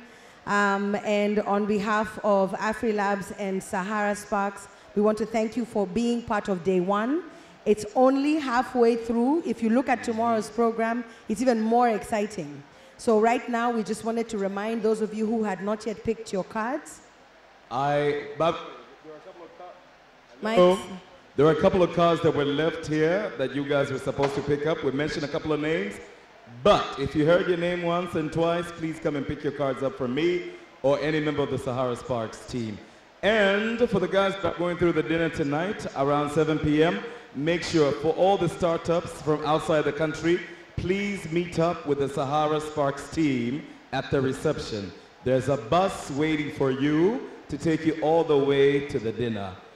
Actually, everybody who has a card will be accessing the same bus. So now we would like to invite AfriLabs board member, Ekesa Were, to give us our final closing remarks for today and tell us what we're looking forward to tomorrow. A round of applause, everybody. I think we can do better. Have you seen this dress? It's innovative in the way that it, anyway, Karibu. Good evening. I know that the program says 30 minutes, but I don't intend to be here more than 5. So I just want to thank everyone for, just sticking in there and still being here. Some of us are going back to a hotel, some of us are going for dinner, but I thought it's just important for anyone that by chance still doesn't know who AfriLabs is to just let you know a little bit about the organization. So several years ago, almost 7, the founders of iHub, Josie Hub, CC Hub, and NILAB, who are probably some of the oldest hubs in the region, thought to themselves that they really needed to share best practice. And the best way of doing it was to form an organization through which this practice could sift down. And that really was the origin of AfriLabs, a way that Africans could share across their networks what was working in their different regions. And so it became a network and became a Pan-African network. And if anyone knows what Pan-Africanism is, then you know that it started off as a way to fight racial oppression and for Africans to try and find their culture. But over time it has changed and it has morphed and is now more a means through which Africans become part of diplomatic or economic conversations. And this is what AfriLabs is trying to plug into, to try and impact at that level, try and impact diplomatically, try and impact economically. And so anyone that's thinking to join the AfriLabs network or that's part of the AfriLabs network, I would encourage you to begin to think about this in a Pan-African spirit. Kenya alone, Uganda alone, Tanzania alone will not impact policy to the level that it should. But imagine if the whole of Africa, if 1 billion plus of us began to speak with one voice, united, what an impact it would have on the economy globally. So those are my closing remarks. I really thank you for listening to me. Tomorrow, I think we look forward to a lot more interactive panels. It's been open already, and so it's going to be fun right from the beginning. So please stick in there, hang out with us, and just be part of the conversation. And most importantly, please keep time. So thank you, and have a good evening. Big round of applause for Nekesa from AfriLabs. Now, save the best for last. I'd like to invite Mr. Jumanne Tambalike, MD and CEO of Sahara Ventures. Karibu. Yeah, so thank you so much. You guys should clap for yourself. You're still here. Yeah, thank you so much for coming, for showing up, for showing the support. As my colleague Nekesa already said, this is a Pan-African thing. We need to work together. And yeah, I don't want to talk a lot because we still have a day tomorrow. Thank you so much. I appreciate and looking forward to see you tomorrow. For those who are going to the dinner, to the ambassador's residence, please, the buses are outside. And yeah, thank you so much and have the rest of a good day. Thank you. You can actually go now.